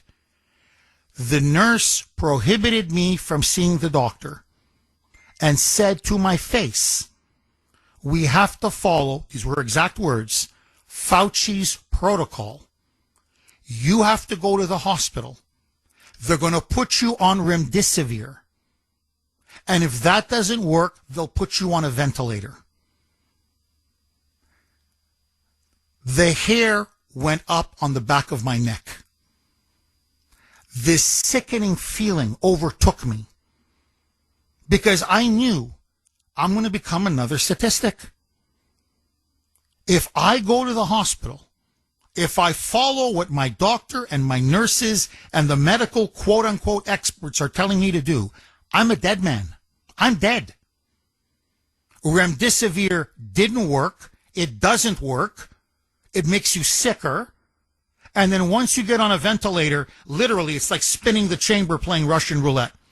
Now it's take your chances. 50, put the gun to your head and pull the trigger. 50-50. You live or you die. And I said, I'm gonna be dead. They're basically having me march to my deathbed. And I said, absolutely not. And we had the cure the entire time. I eventually ended up taking ivermectin. As I've told everybody, I felt better within 4 hours. By 3 days, I was ready to go. I was back at work. So why didn't they recommend ivermectin? And they knew it worked. Why didn't they recommend hydroxychloroquine? And they knew it worked. Because it's pennies on the pill. There's no money in ivermectin. There's no money in hydroxychloroquine, but there's a ton of money for remdesivir, which, by the way, Fauci had a stake in. Fauci made millions off of that. And yet no one's ever held him accountable. So Big Pharma gets away with these monstrous crimes that, frankly, no one else could ever dream to get away with. Why? Because I got to give the devil his due. They bought every single politician that could possibly be bought. And that's what you saw at that Senate Finance Committee hearing. You had Barrasso, that fake Republican. You had them all. One after Bill Cassidy, that other fake Republican from Louisiana. You could see all of them on the take, stuffing their pockets with big pharma money, attacking RFK Jr. because he's telling the truth. Yes, there are side effects from the COVID jab. Yes, many people have gotten myocarditis. In fact, let me play the cut. Hey, Vince, I want to come right back to you. Listen now to this. This is RFK responding to Michael Bennett, Moonbat from Colorado, Democrat. Roll cut 34. Mike. Will you give the American people 6 months or 6 weeks in advance the record that they're going to rely on to make these decisions? Will you make it transparent for the American people? All the evidence is transparent. Will you make it in advance transparent for the American people so they can comment on it? All the evidence is transparent for the first time in history, and you were never there complaining when the pharmaceutical companies were picking those people and then running their products through with no safety testing. You can characterize it any way you want. I quoted them today. What I said was accurate. What you said were lies. You described Senator, moving the Titanic. Senator, are you saying that the mRNA vaccine has never been associated with myocarditis or pericarditis in teenagers? I am simply. Is that what you're trying to tell us? I am simply trying to say that the people that you have put on that panel, after firing the entire. You're evading the question. Of course he was evading the question. As Robert F. Kennedy put it to him, you mean to tell me with a straight face, because the evidence is overwhelming and irrefutable. Literally, okay, millions of people here and around the world have gotten myocarditis from the jab. That's now indisputable. So he says, you're going to tell me that there's never been a link between mRNA, these so-called jabs, and people getting myocarditis and other associated diseases and side effects? Notice, Bennett wouldn't answer him because he can't, because he knows it's true. And that's why RFK Jr. said, yeah, I got rid of everybody on that panel. Of course I would. They're shilling for mRNA technology that we know doesn't work, is ineffective, and for millions of people has caused devastating adverse side effects, including inflamed hearts, heart attacks, and strokes. And I'm talking about 18, 19, 20-year-old kids. Okay, I call them kids affectionately, young adults, mostly male. And you all know this, and you're all playing stupid. And now you want me, as the head of HHS, to recommend these products? That's what he says. He's so outraged. You want me to rubber stamp it and give it my seal of approval when you know and I know and everyone else knows they're not safe? Now, we don't do that for Tylenol. We don't do that for Advil. We don't do that for a whole host of medications. We don't do that for beverages, for food. There's always recall on foods. But suddenly, when it comes to this COVID jab, we have to what? Go on our knees and worship it? Because you guys are lining your pockets? I'm telling you, you're right, Vince. Our Congress is even more corrupt than the Republican Senate. Okay, that they had under ancient Rome, the Roman Senate. It's even more corrupt. Because there you could find a Virgil, a Cicero, whatever. You could find a Plutarch. You could find a patriot somewhere. This, I looked at that Senate Finance Committee, and I'm telling you, whore. Everyone's on the take. Everyone's on the take. So, no. My kids aren't going to get boosted. No. Ashton's not taking that jab over my dead body. Ava's not taking that jab over my dead body. Grace is not going to take that jab, and I'm not going to take that jab. A, we don't need it. B, especially my kids. Kids have been incredibly resilient against COVID. That's a fact. So I'm going to pump them up with something that could potentially devastate them and that has no positive upside? Only in Washington. I swear to God, only in Washington. Vince, am I wrong? You're 100% correct, Jeff. And you know what? They're playing off of people's embarrassment. Nobody likes to be played for a fool. No one likes to admit that they got fooled, you know? And so nobody's out there readily admitting that they fooled me, you know? And I tell you, you just go to any search engine, and I just typed it in, MMR vaccine and autism. What are the first two things that pop up? MMR vaccine does not cause autism, and MMR vaccine autism debunked. You know what I'm saying? These people are criminals. They need to be held to account. Amen. Amen. Amen. Amen. Vince, thank you very much for that call. Bob in Fall River. Thanks for holding, Bob, and welcome. For talking with me. Thank you for talking with me, and I'm happy that you're feeling better. I hope that you get well. Thank you. Thank you, Bob. Vince actually stole my thunder. The whole idea of Bernie Sanders coming out as a defense of Elizabeth Warren and essentially saying, yes, I am corrupt. Yes, everyone here is corrupt, right? You can spit my face and tell me it's raining. I don't have to believe it. But the fact is, we all know that they're corrupt, and they know that they're corrupt, but don't tell us. It's kind of like an unwritten rule. We're going to look the other way. Not that we should, not that's good, but we know that you're taking money, right?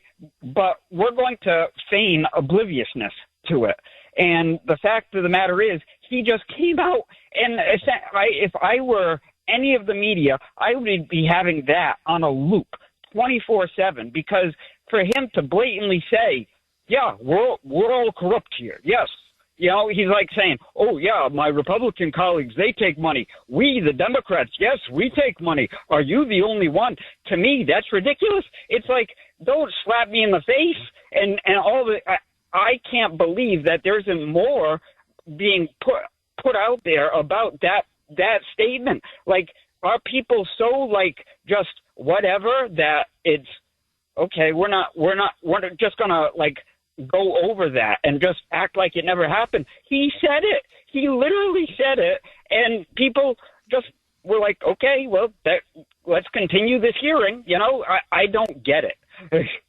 No, Bob, you're on fire. Bob, I'm telling you, you're on fire. No, let me tell you what happened, okay? And I'm not saying this to be insulting or disparaging. Really, I'm not. As my dad got older, he began to lose his filter. Not that he lied, far from it. He would say the truth. But he would begin to say things, and I'd be like, geez, Dad, it's kind of embarrassing. Stuff about him and my mom. And anyway, it's just private stuff. But we say, eesh, like, Dad, we don't really need to know that. TMI, too much information. Bernie is in his 80s. He's losing his filter. So he blurted out what maybe 10 years ago he would have kept in. So it was an admission. And no, what bothered him, this is what I found disgusting. What bothered him, he goes, yeah, no, we're all on the take. That's what he said to him. We're all on the take. Everybody, the Republicans, us, we all have our handout. Big Pharma's putting all that money in our hands. But you're the only one that's not corrupt? Like, he couldn't stand that there was a man who actually wasn't corrupted by big money and by Big Pharma. And look, it's very easy to be a Monday morning quarterback. I've been in these situations. You're in the midst of a very heated debate. They're all coming after you. It's hard to think on your feet and give the best possible rebuttal. But if I was RFK, this is my rebuttal. Hey, Bernie, just because you're a whore doesn't mean I'm a whore. Hey, I'm sorry. If all of you are whores, that's your problem. But I'm not a whore. I don't sleep with no whore. I don't wake up with no whore. I don't date no whore. So that's your problem. But you're right, Bob. It was a stunning admission where he says, yeah, we're all dirty. We're all in the take. To me, that's almost like you're making RFK's point. 617-266-6868 is the number. Okay, let me ask all of you, because I have a lot of moonbats. They're out in force today. They want Robert F. Kennedy Jr.'s head on a platter. And so they're going after him with everything they have. Now the left is claiming, this is unbelievable, that no one has ever suffered an adverse side effect from taking the COVID jab. that apparently it's 100% safe, 100% effective, even though, of course, you can get COVID, you can transmit COVID, but it doesn't matter. They're claiming that no one ever has gotten a single side effect from taking the jab. So I want to ask you, if you took the COVID-19 jab or the boosters, did any of you suffer from negative adverse effects, whatever it may be? Listen now to Robert F. Kennedy Jr. saying that in that exchange with Michael Bennett, I want to play it again, saying there is so much data that now for especially males between the ages of 18 to 30 who have gotten myocarditis, heart inflammation, heart attacks and strokes, and pressed Michael Bennett saying, are you going to deny that there hasn't been all of these side effects? And notice, Bennett would not answer his question because he knows, everybody knows, that for a group of people, there's no question, taking the jab has had devastating side effects. Roll cut 34, Mike. Will you give the American people 6 months or 6 weeks in advance the record that they're going to rely on to make these decisions? Will you make it transparent for the American people? All the evidence is transparent. Will you make it in advance transparent for the American people so they can comment on it? All the evidence is transparent for the first time in history, and you were never there complaining when the pharmaceutical companies were picking those people and then running their products through with no safety testing. You can characterize it any way you want. I quoted them today. What I said was accurate. What you said were lies. You described people moving the Titanic. Are you saying that the mRNA vaccine has never been associated with myocarditis or pericarditis in teenagers? I am simply. Is that what you're trying to tell us? I am simply trying to say that the people that you have put on that panel, after firing the entire. You're evading the question. Of course he's evading the question. No, they're not hacks. Yes, you're right, Senator Bennett. Okay, that clown. You're right. They're not hacks for Big Pharma. That's right. They're genuinely independent scientists who are going to look at the facts and the data and the evidence. Shock. Shock of all horrors. Now, notice this. Everybody seems to have forgotten this. If the COVID jab was so freaking good, how come every member of Congress was exempt from taking it? How come all of their staff members and family members were exempt from taking it? Furthermore, and this came out during the hearing, over half of the employees, over 50% of the employees at the CDC, at the NIH, all across the medical bureaucracy, did not take the COVID jab. So, if it's so safe and so effective and such a brilliant vaccine, how come over half of the people who work for the CDC didn't want to take it? And above all, how come they were exempted from the mandate and we weren't? You don't force people to take something if they don't need it and it could lead to very dangerous adverse side effects. Almost every medical product has a side effect. Yet they told us the jab was a miracle. It had no side effects, even though their internal studies showed the exact opposite. No, RFK is exposing them. RFK is now rightly saying, you're a young kid, you don't need it, you shouldn't take it. You're a young baby, you don't need it, you shouldn't take it. You're a young, healthy adult, you don't need it, you shouldn't take it. Now, you want to take it, you can take it. Go to a CVS pharmacy. They'll jab you up in 2 seconds. Or a Walgreens or whatever. So everybody has access to it. He's just not recommending it. And he shouldn't recommend it. Agree, disagree. Kathy on Cape Cod. Thanks for holding, Kathy, and welcome. Good morning, Jeff. Hi, Welcome back. Thank you. Thank you. It's great to be back. Your staff did a great job while you were out. Oh, I know. A lot of people emailed me saying Sandy was outstanding. She didn't yell at Mike as much as maybe you do, but he needed a break. That's funny. Thank you for having the courage to talk about this.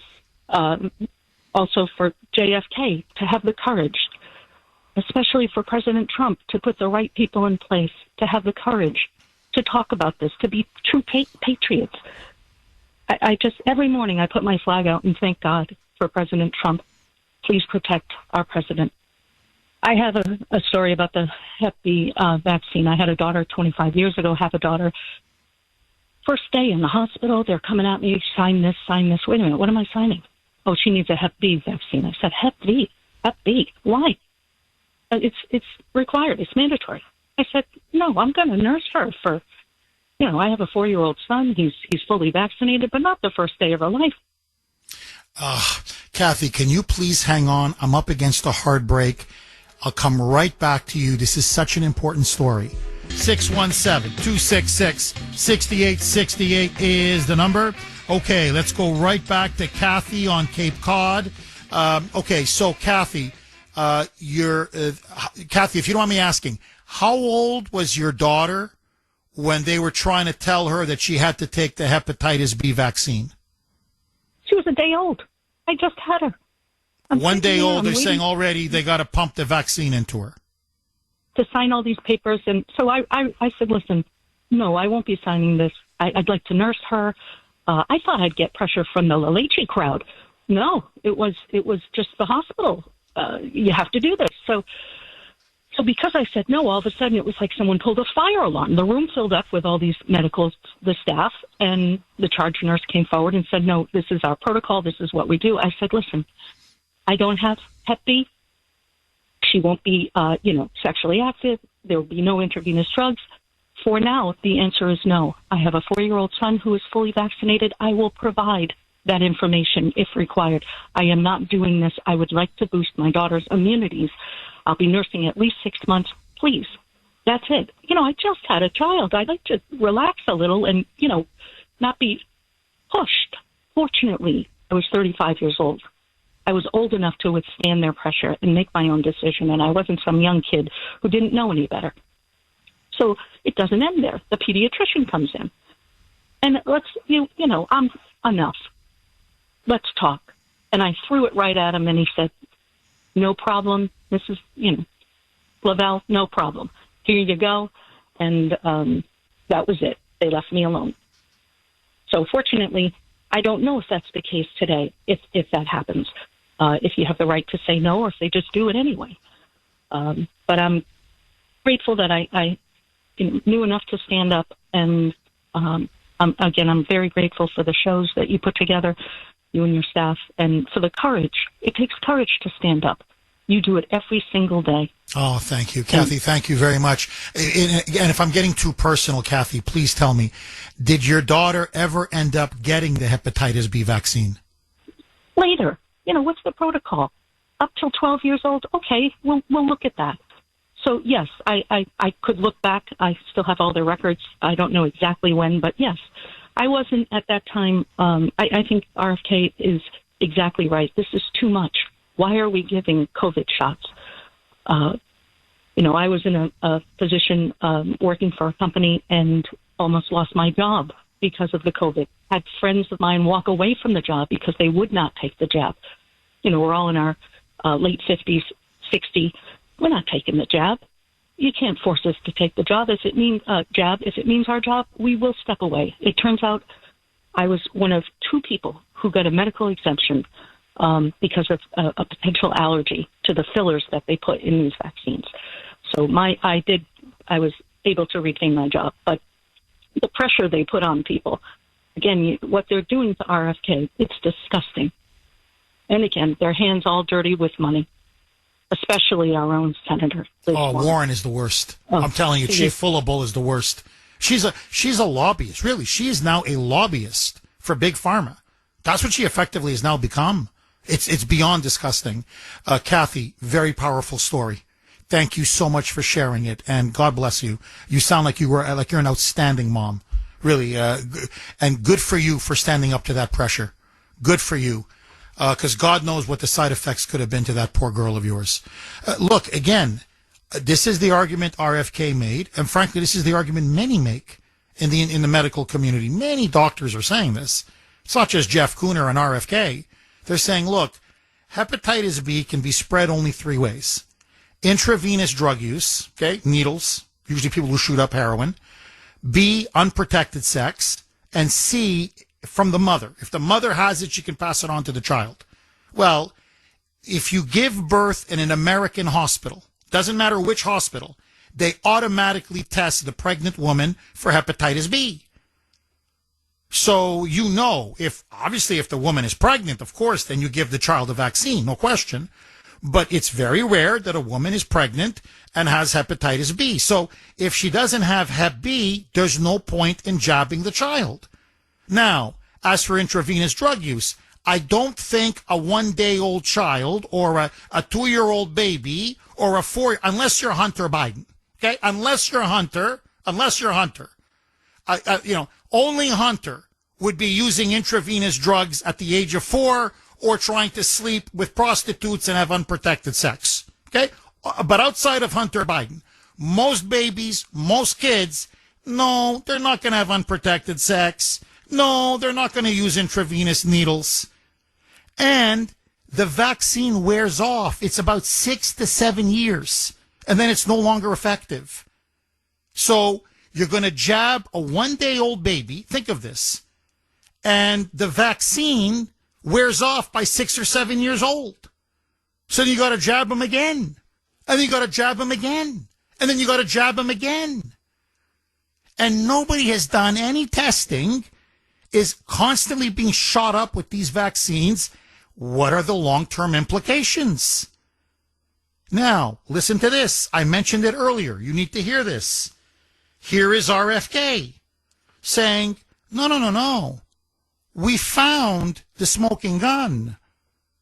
A senior CDC scientist was ordered to destroy evidence of an internal study that the Centers for Disease Control and Prevention conducted themselves, that giving the MMR, not hepatitis B, but the measles, mumps, rubella vaccine before 2 years old, even 3 years old, for some reason among young African-American boys, it was boys and it tended to be African-American, saw a skyrocketing rate of autism. And rather than release that data, no, bury and destroy the evidence. Listen now to RFK, roll cut 38, Mike. I'll just tell you one example, and I could sit here and give you thousands. In 2002, CDC did an internal study of Atlanta and Fulton County, Georgia children, and looked at children who got the MMR vaccine on time and compared those to kids who got them later. So in other words, kids who got them before 36 months and kids who got them afterward. The data from that study showed that black boys who got the vaccine on time had a 260% greater chance of getting an autism diagnosis than children who waited. The chief scientist on that, Dr. William Thompson, the senior vaccine safety scientist at CDC, was ordered to come into a room with 4 other co-authors by his boss, Frank DiStefano, who's the head of the immunization safety branch, and ordered to destroy that data. And then they published it without that fact. You can't make this up. They destroy the data, okay, the data, as I like to call it. Anyway, data, whatever. I say tomato, you say tomato. Anyway, they destroy the data, and then they omit it from the study. Now, you tell me, how is this not criminal?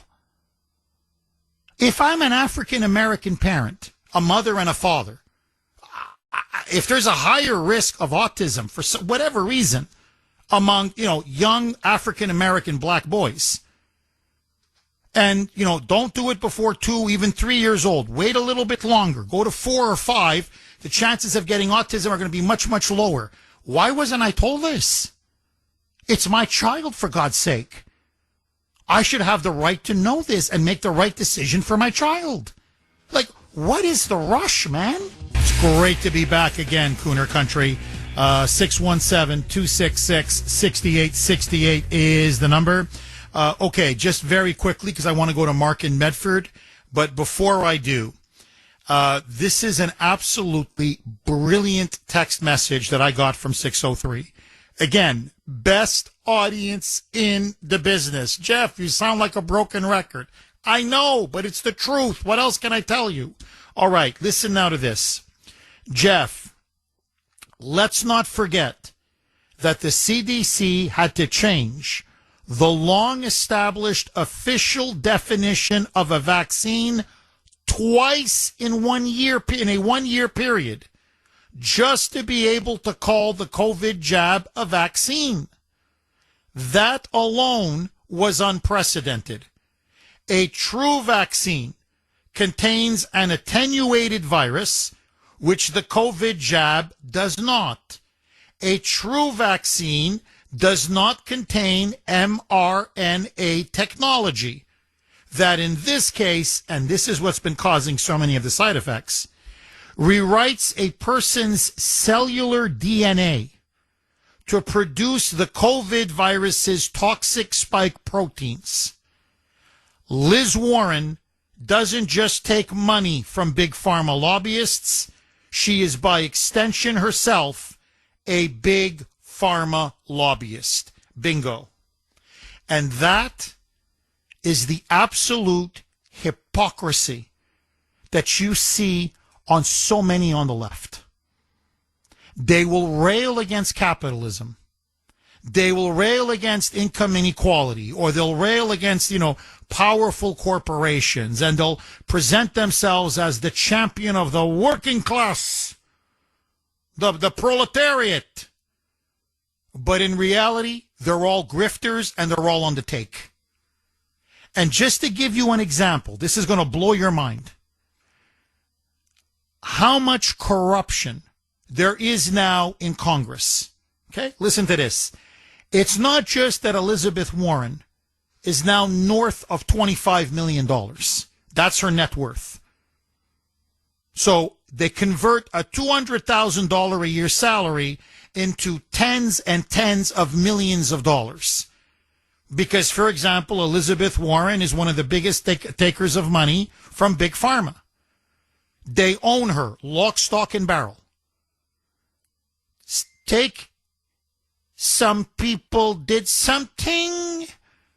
Congresswoman Ilhan Omar, self-proclaimed socialist, an Islamist, born in Somalia, committed immigration fraud and marriage fraud. She married her own brother.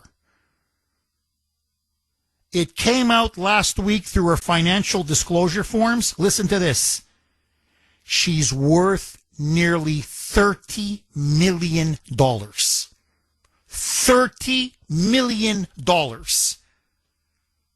In 2016, just listen to this. In 2016, when she ran as state rep in the Minnesota legislature, she ran her campaign from a low-income public housing project. In 2018, she was elected to Congress.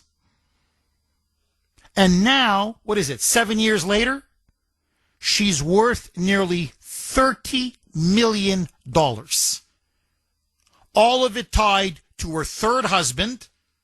To me, it's the fifth husband, because they're not counting the brother that she married. But let that go. Okay? This is, to me, the fifth husband. But anyway, they say the third husband.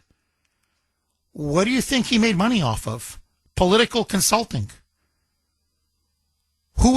Which contracts was he getting? All the campaign money that went to Ilhan Omar, they embezzled it to her husband. And then they lined their pockets in their bank accounts. And by the way, they're taking money from the Somali government, and they're taking money from governments all over the world. She's on the take. And she's gone in 9 years from low-income public housing in 2016 to now owning multiple mansions, multiple homes, and is worth almost $30 million. By the way, another squad member, this is closer to home, Massachusetts, Ayanna Pressley. Okay, Ayanna Pressley.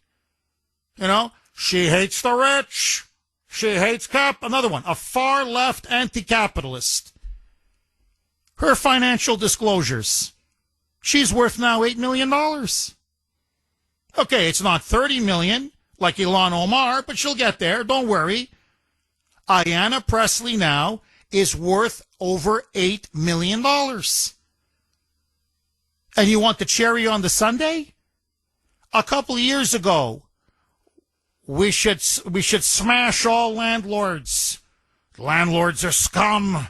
My God, they shouldn't be allowed to evict anybody. They shouldn't be allowed to own homes and charge people rent. This is outrageous. She's a house flipper. She and her husband, I'm not kidding, they buy property, they have tenants, they evict, and then they charge higher rent. Or they flip the house. Okay?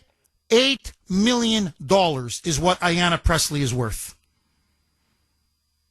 Now, Ilhan Omar, it's $30 million. Elizabeth Warren, it's over $25 million. Many now say she's worth $40 to $50 million. So, this is the skill that they have. They will convert a $200,000 a year salary into literally tens and tens of millions, if not hundreds of millions of dollars. Who do you think they're selling out? They're selling out you and they're selling out me. They go to the highest bidder. I mean, when I say they're for sale, they're for sale. And what you see with either Elizabeth Warren or Ilhan Omar or Ayanna Pressley, take your pick. They embody the fundamental problem in Washington. Corruption pays, and it pays very well. And by the way, you think if you were worth $30 million, grifting, stealing, embezzling, and selling the country out, that you would at least say America is a great country? I mean, come on, where else can you come from a refugee camp in Somalia and then go to the United States and become a gazillionaire? Nope. As she put it, she is there to represent the interests of Somalis and of Somalia. For her, America is a racist, evil country. They're not even grateful that they're stealing $30 million from us. To me, that's the most sickening part of all. If you're going to take, at least say, hey, nobody can steal like you can in America. Hey, you go to America and get into politics. It's a license to print money. Mwah, I love America. Mwah, I love America. Nope. All she does is attack the country and the flag day and night. She runs it down day and night. That's the Democrat way. 617-266-6868. So let me ask all of you, where do you stand on RFK Jr.? Should young kids be forced to get the jab? Should young, healthy adults be forced to get the jab? And should Robert F. Kennedy Jr. resign and step down? I say hell no, but that's me. I want to hear from you. Mark in Medford. Thanks for holding, Mark, and welcome. Good morning, Jeff. First thing I want to say is welcome back. I'm glad you and Ashton are safe and sound. You're worth every second, Mark. Every second, my friend. Just busted them. But you know what, Jeff? I have to say, I know personally, this is a true story. I personally know roughly 8 or 9 people that I've known my whole adult life that I'm very, very good friends with. And they all have one thing in common. At least one of their children have autism. Now, call me crazy, but I should not know that many people personally with kids that have autism, correct? Yes. That is ridiculous. And you notice, Jeff, how fast they are to show how evil they are when their corrupt money is being threatened. They will do anything and say anything to protect that crooked money that they're getting from pharmaceutical companies. I swear to God, Jeff, I think they're taking more of the pharmaceuticals than the actual money that they're getting, because they got to be high. How can you not want your people in this country to be more healthy? This is like the same thing with ICE and Donald Trump and calling in the National Guard. Why would you not want your neighborhoods to be safe? Why, Jeff? Because the more people that are miserable out there and the more people that are sick out there is the more money they make. If you fix it, they're not going to make the money. You know, Mark, I wish I could disagree with you, but I can't. To me, I've reached that same conclusion. They want us sick. You're right. Because if I'm healthy or you're healthy, they make no money off of us. But if I'm sick and I stay sick, chronically sick, they keep making money off of us. And that's what RFK Jr. is saying. The whole thing is a racket. It's one giant fraud. Mark, if you don't mind, and again, I don't want to get too personal. If I am, please tell me. When you said, you have too many friends, too many people that you know who either have autism themselves or their children have autism, do you think that there's a link between all of these vaccines, all of these shots, what is it now, 65, 70, that they give to children and young people? Do you think that RFK is onto something when he says there is a link between taking all of these vaccines in such a compressed period of time and these much higher skyrocketing rates of autism? I'll go a step further. It's not only the vaccines and the shots, Jeff. It's what they're putting in our food, in our water, in our milk. Do you know the steroids and stuff that's in milk and what the antibiotics that they put in chicken? It's in everything, Jeff. It's not just the vaccines and medications. This is why RFK is doing what he's doing. And the more people that get sick from this stuff keeps the doctors in business. That's the bottom line, Jeff. Mark, as usual, drop the mic. Mark, outstanding call as always. Agree, disagree, 617-266-6868. Look, let me ask all of you.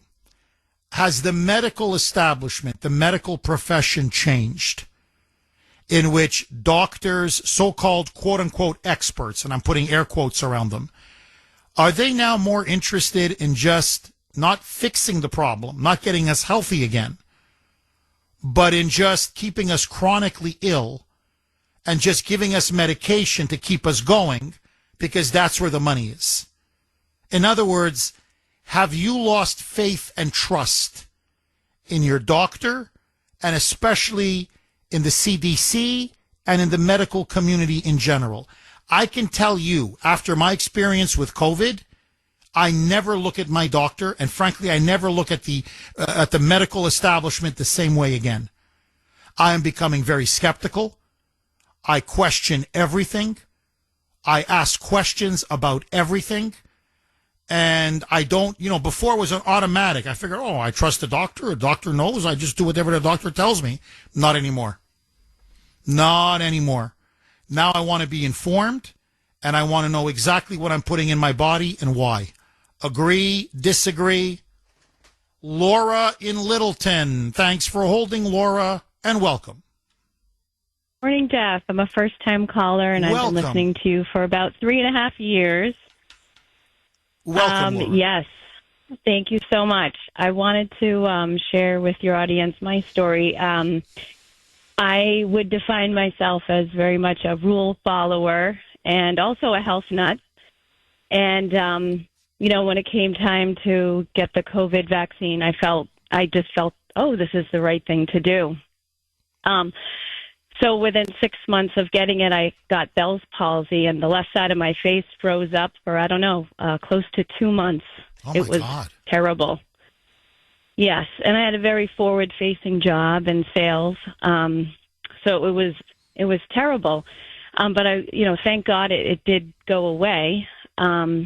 And acupuncture, I think, did help to speed up the process. But so going forward at my next doctor appointments, I had such PTSD, and I said to my doctor, I felt like I was kind of confiding in her, and I said, what else is probably going on with my body? What could be, what's the future hold here? Because I'd focused on my health so much, and I thought, now I took the shot, now what's wrong with me? And she told me, anything negative that I hear about the COVID shot is right-wing BS. So what about your experience? Like what, you didn't suffer you didn't have cerebral palsy? You didn't have your, the left side of your face all paralyzed?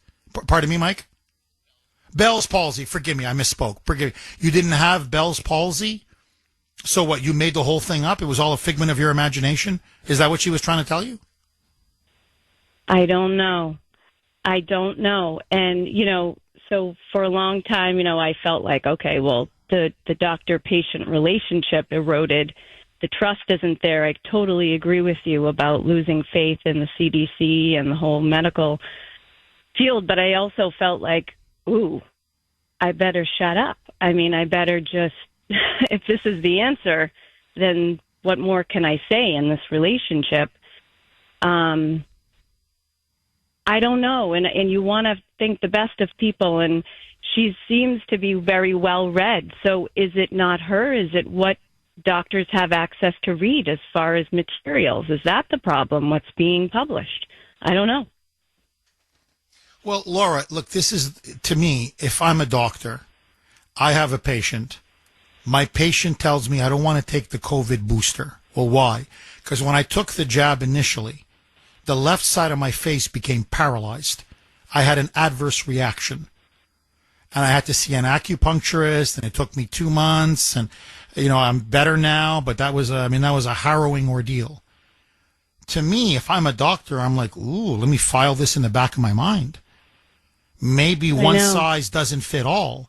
But no, what you're describing to me is that of a fanatic, of an ideologue. That, no, it's only right-wing people that say this, and it's a pack of lies. No, Laura, I wish you had asked her the follow-up question, because that's the question that needs to be asked, because I know the answer to it. Do you get extra money? This is what I would ask your doctor. I'm just curious. Do you get more money the more people take the jab? Is there, in other words, a financial incentive for you as the doctor? The more people get COVID-19 shots, do you get more money as a doctor and in your practice? And if she's honest, she'll tell you yes.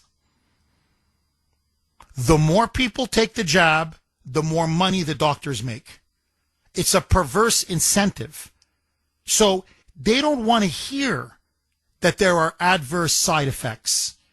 That's no. They just want to hear everything is great. Thank you, doctor, and just keep boosting me. Every 6 months, just keep sticking that needle in my arm. Because every needle is more money in their pocket. Laura, I wish you had, if she was an honest woman and you asked her that question, she'd say, well, yeah. No, yes. The more people are boosted, the more money we get. And that's the dirty secret. You cannot have money and medicine mixed together. Because money corrupts medicine. And that's the problem. The medical establishment now is thoroughly corrupt. And that's what RFK Jr. is trying to root out. And that's why they're trying to destroy the man. Because they know everything what he's saying is true. It's just common sense. Like, just stand back, Laura. I promise I'm going to give you the final word. Please, don't take my word for it. Go to the pharmacy. Just do this as an experiment. Go, I don't care. Any pharmacy, CVS, Walgreens, whatever. Okay, your local grocery store pharmacy. Go to any grocery store and just take products off the shelves. And you will see every single product. I don't care what it is. It could be Tums. It could be Pepto-Bismol. It could be X-Lax. It could, I'm saying whatever. It doesn't matter what it is. You'll read that it has certain side effects. Here, Advil, okay, that I had to take when I was in Croatia with my busted ribs. For some people, it may cause sleepiness, drowsiness. For others, you may stay awake all night. In other words, it may lead some people to have insomnia. It may have other people just be so drowsy and sleepy they shouldn't drive. In other words, it affects people in a different way. And for many others, it has no effect whatsoever. They're trying to tell us that, this is some kind of a miracle shot? It is the only thing ever invented that has no side effects whatsoever? You have to be a blind fanatic to believe that. Everything has a potential side effect. Everything. And you're told the risks about it. So, as I don't want to beat a dead horse. When I went to see that great doctor for my ribs, said, be careful in those muscle relaxants. Why? She goes, well, for some people, it causes a lot of drowsiness. So you don't want to drive. I'm like, really? Yeah. Well, believe me. Oh my God. You have no idea how hard today it's been for me to do the show. I'm like, ugh. All I want to do is just put my head down and sleep. Because I had a muscle relaxant last night for my muscle cramps on my left side. Other people take muscle relaxants, no problem. Everybody's different. And every drug reacts in a different way. For them to say there's no side effects, they're lying. It defies common sense. Laura, final word to you. Well, I just have such buyer's remorse. I wish that I had been listening to your station before. I wish I had more information. Well, Laura, the good thing is, thank the Lord, you're better. You're back. Your left side of your face is no longer paralyzed. 617-266-6868 is the number. Okay, this is from 617. You can text the Kuhner Man, 70470, 70470. Jeff, imagine watching your country get sicker, weaker, and more infertile by the year. Then watching politicians attack the only guy asking, what the hell is going on? Yes, that pretty much sums up the RFK in the hearings. He's like, we're getting sicker as a country. We're getting weaker as a country. We've got fertility issues. We've got high rates of autism over the last 20 to 30 years that nobody can seem to explain. And I'm the bad guy because I'm noticing all this. Incredible. Honestly, incredible. You can't make this up. 617-266-6868. Agree, disagree. Dr. Chuck in Drake. Thanks for holding, Dr. Chuck, and welcome. Hey, Jeff. I hope you're feeling better. The only thing I want to tell you is you got to keep a low-salt diet because when you have these rib fractures, you can get fluid in your lungs. So if you take a lot of salt and so forth, it could manifest itself in the lungs. That's my first point. Oh, thank you, Dr. Chuck. I will definitely do that. You see, my doctor didn't tell me that. Yes, that can happen because you have trauma to your ribs. You can get what's called a pleural effusion, which is fluid lined up in your lungs. So you got to keep it low on the salt for a few weeks. My second point is your callers are absolutely right. Real quick, when the COVID vaccine came out, and I'm certified by a board. You have to get certified by a board, and I'm certified by my board. I got a letter from the national board. It was actually internal medicine that said if I say anything that demeans the COVID vaccine, they have the right to rescind my board certification. Now that's an exam I got to take every 10 years, which is an 8-hour exam to get recertified. And it was specific that if I said anything about the vaccine, they would pull it. And I believe that most people who were certified by the board got that. So that in itself was pretty frightening. So if people don't want to say something, that's one thing.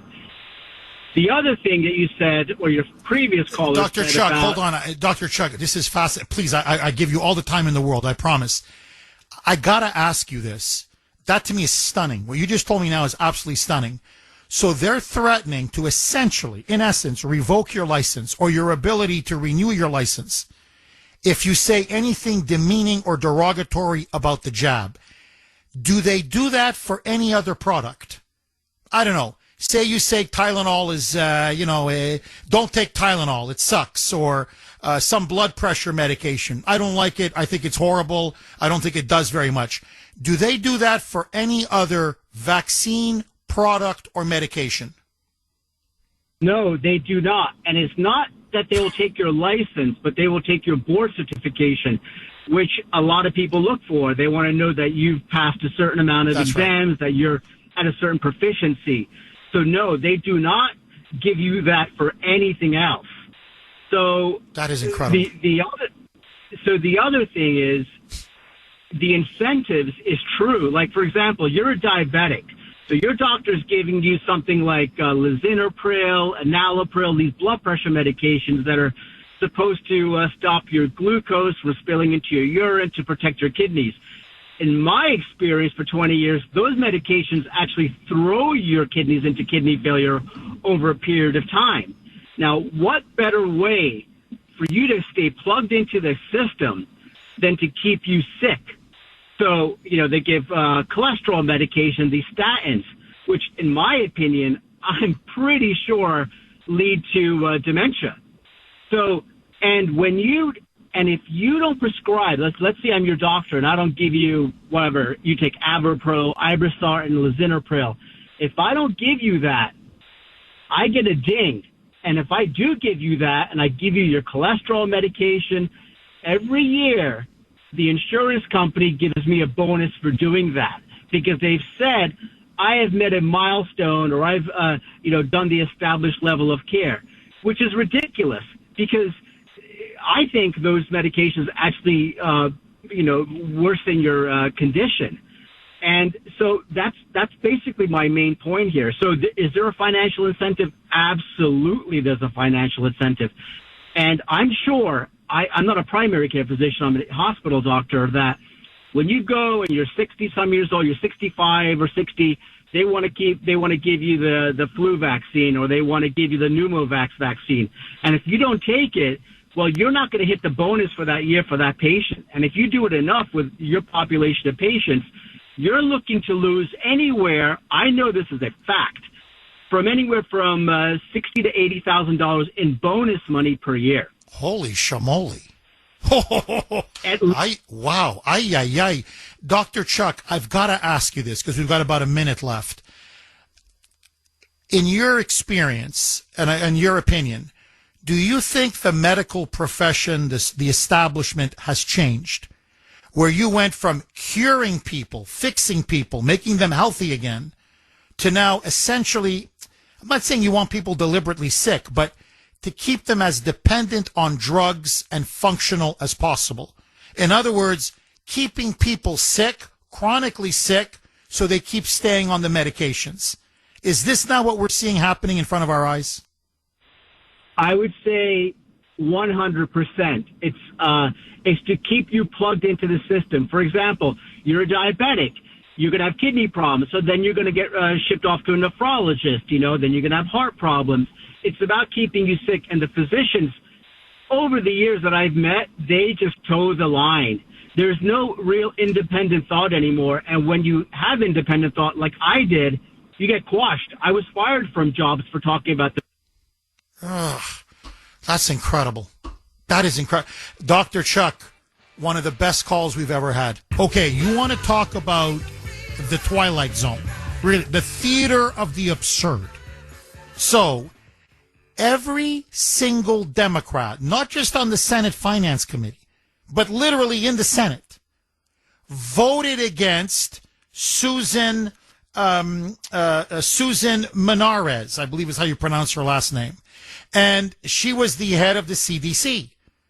And the Republicans voted her in.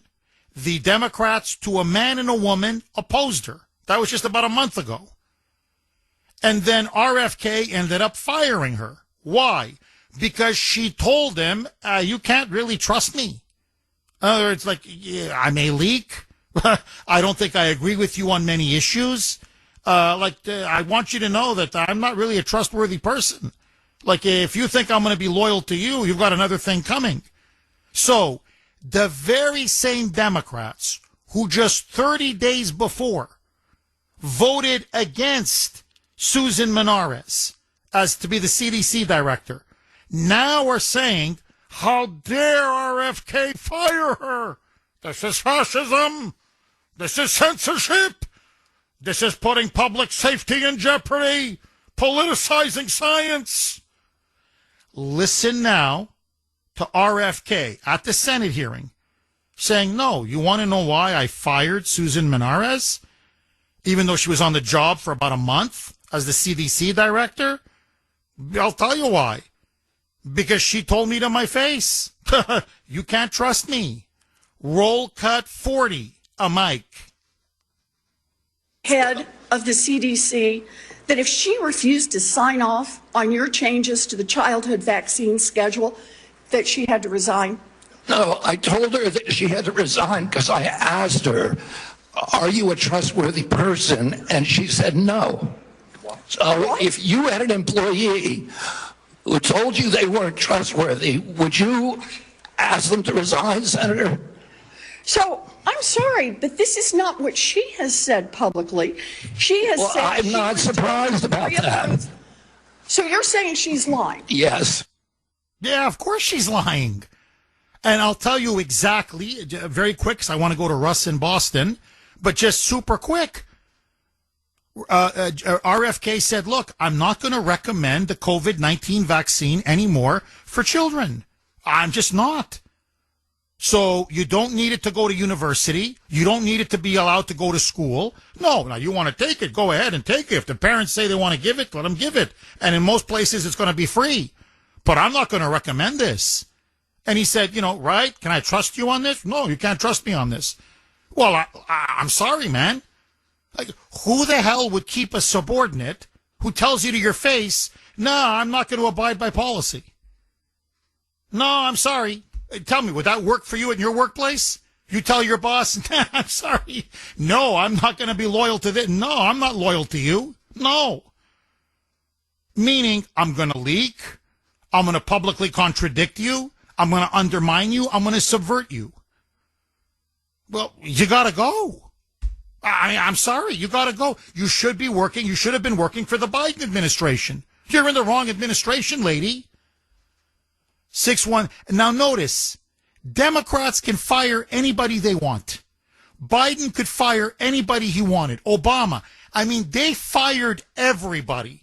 Everybody. Anybody that was a conservative or Republican, any hint of opposition, you're gone. You're gone.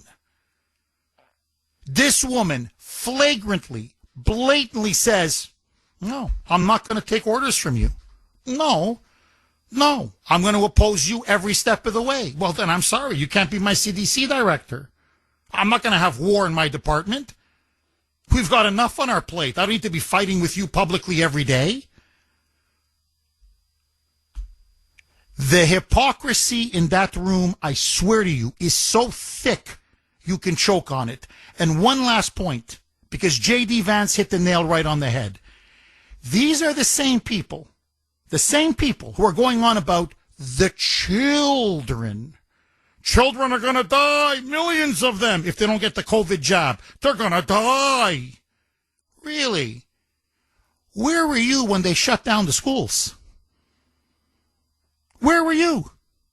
Where were you when you forced masks on these poor kids? Where were you? Where were you when you forced them to get jabbed up and many of them either got paralyzed or died or had heart attacks? You phonies, you frauds, you. You don't give a damn about these kids. Or about the fact that we have chronic obesity now among many of our children. How many kids as young as 10, 11, 12 years old now are pre-diabetic, for God's sake? And none of you guys do anything about it? But the one guy who wants to get our kids healthy again and get our country healthy again and is saying, you know, you don't need to take 65 freaking jabs. No, you don't need the hepatitis B vaccine and give it to a 1-year-old. No. Unless you're Hunter Biden, no, there's no need. If you're Hunter, yes. But outside of that, a baby Hunter, yes. But outside of that, no, you don't need it. Same thing with the COVID jab. Even if you get COVID, nothing happens to kids and children. They have a special immunity. So all he's saying is, you don't need to pump your body up with all kinds of garbage. And they don't know what the long-term consequences are. I've got these idiot liberals, I swear to you, all show. I don't know where they come from. I'm on my 7th booster. I swear to you. I've taken 9 of them. Nothing's happened to me. Okay. Okay, good luck. Good luck. By the way, none of them asked the question, has there been any clinical studies done on the long-term health effects of taking 5, 6, 7, 8, 9, 10 boosters? Do you even look at the scientific literature? No. Or do you just mindlessly, okay, I'll take the shot, By the way, there is no COVID pandemic. So what are you taking it for? It's over. It's past. I swear to you, where were they when God was handing out brains? That's what I ask about liberals all the time. Russ in Boston. I know you've been holding very patiently, Russ. Thank you, and as always, welcome. Jeff, thank God you're on the mend. Please, the next time you go on vacation, rent a car, the hell with a bus. Please, Jeff, okay? Oh, God. Thank God you're back, Jeff, you know. Even though Sandy did a wonderful job, as she always does. It's so great to hear your voice. I got to tell you that. I missed you, buddy. I missed you. I appreciate it, Jeff. Look at Jeff. The biggest lie by the scumbags in Washington is that RFK is anti-vax. And to all mind-numb saps, all drugs come with side effects. Just read the disclosure that comes with the drugs before you throw it away. And let's face it, the truth is this: the negative effects of the COVID shot was withheld from the public. There's no doubt about that. That is the absolute truth. Now, Elizabeth Warren is a Jew-hating communist witch whore for Big Pharma. There's no question about that. She is the scum of the earth. I cannot stand that woman. You know, her and Chuck Schumer, both of them are big scumbags. But anyways, and Elizabeth Warren is evidence that the voters are ignorant in Massachusetts. They've been ignorant for years, and they'll remain ignorant. There is no evidence that You know, Russ, I love you, my friend, in a non-sexual way. Jeff Kuhner, liberalism's worst nightmare, baby. 617-266-6868. Karen in Woburn. Thanks for holding, Karen, and welcome. Hi, I'm actually in Waltham. You're in Waltham. Okay, go. Were you in Woburn, or were you always in Waltham? Always in Waltham. You were always, you know, Mike, this is what I'm talking about. You know what I mean? Woburn, Waltham, it's not the same thing, Mike. I am so happy you took my call. And go ahead. Go ahead. I'm so grateful you took my call because this is something I'm so incredibly passionate about. I am a master's degree nurse. I've been a nurse for 20 years, and I became incredibly sick for almost a full year, lost a year of my life after being forced to get the COVID booster in order to keep my job at one of the biggest hospitals in Boston. So basically, we were told if we did not get the shot, we would be fired, and we were given a date that we had until to get the shot. So many of us put in requests for exemption. I was one of those. I put in a religious exemption. I had a letter from my priest in there. I had every reason under the sun My exemption was denied with no reason. Every one of us, our exemptions were denied. Every nurse, every doctor, not one of our exemptions was accepted. So I waited until the last day, hoping and praying that they would stop this mandate because I didn't want to get it. It's supposed to be my body, my choice. That's what they say all the time, but I guess it's not when it comes to getting this vaccine. And I have 4 children that I have to support. So I was very torn. Do I leave my job that I love or do I get this jab? So the last day that I could have, I waited. I got it. I went from being like the most healthy human being alive to days later, I could not even walk from one room to the next. I couldn't even stand up. My blood pressure, it's actually incredibly common.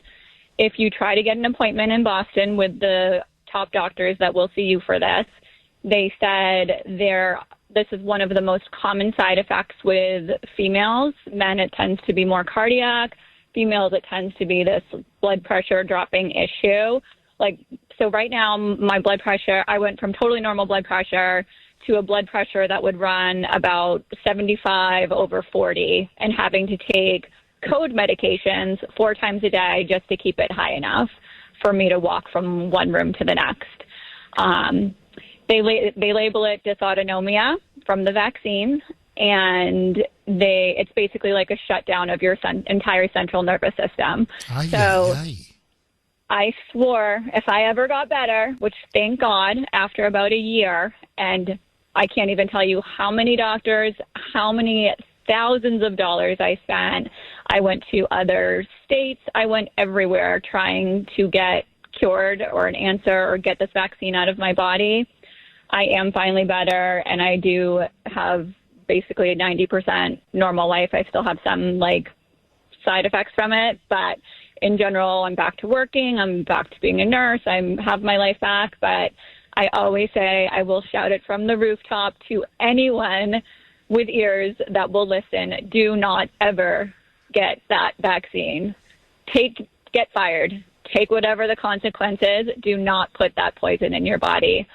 If you go to one of my doctor's appointments, you will sit there and see a waiting room full of people with the exact same symptoms from the vaccine. So anyone that says it's not true should go spend a day in these hospitals and see the 2 to 3 year wait list to even see these doctors. Karen, this is a harrowing call. I got to be honest with you. I feel very bad for you. I'm happy you're on the mend and you're getting better, obviously. But my God, what a toll that was on your body, on your family, on your children, on you, obviously. Karen, I've got to ask you this, and if I'm getting too personal, please tell me. And we've got about a minute left, so I don't want to rush you, but I just got to ask. When you came down with this low blood pressure, problem that you had, did you tell people at the hospital, upper management, you forced me to take the jab? It was my jab, the job or the jab. And so, okay, I took the jab. And now I got this horrible condition, and you're responsible for it. Did you ever tell them that? And they all know it. And all these people that think the hospitals don't know it, they all know it. Multiple people on my unit got debilitatingly sick. Multiple people in the hospital, nurses, doctors, everyone. People my age, you could be 35 years old, beautiful full head of hair, all your hair is falling out. It wasn't just my blood pressure. It was, they call it dysautonomia. Your central nervous system literally shuts down. I was getting needles into my neck I was doing every study under the sun. Yes, we told them. What did they say to you, Karen, very quickly, because I'm up against it. What did they say to you? Initially, it was denied that it had anything to do with the vaccine. Mike, you're kidding me. Mike, you're kidding me. Mike, this, even by your standards, this is a record now, Mike.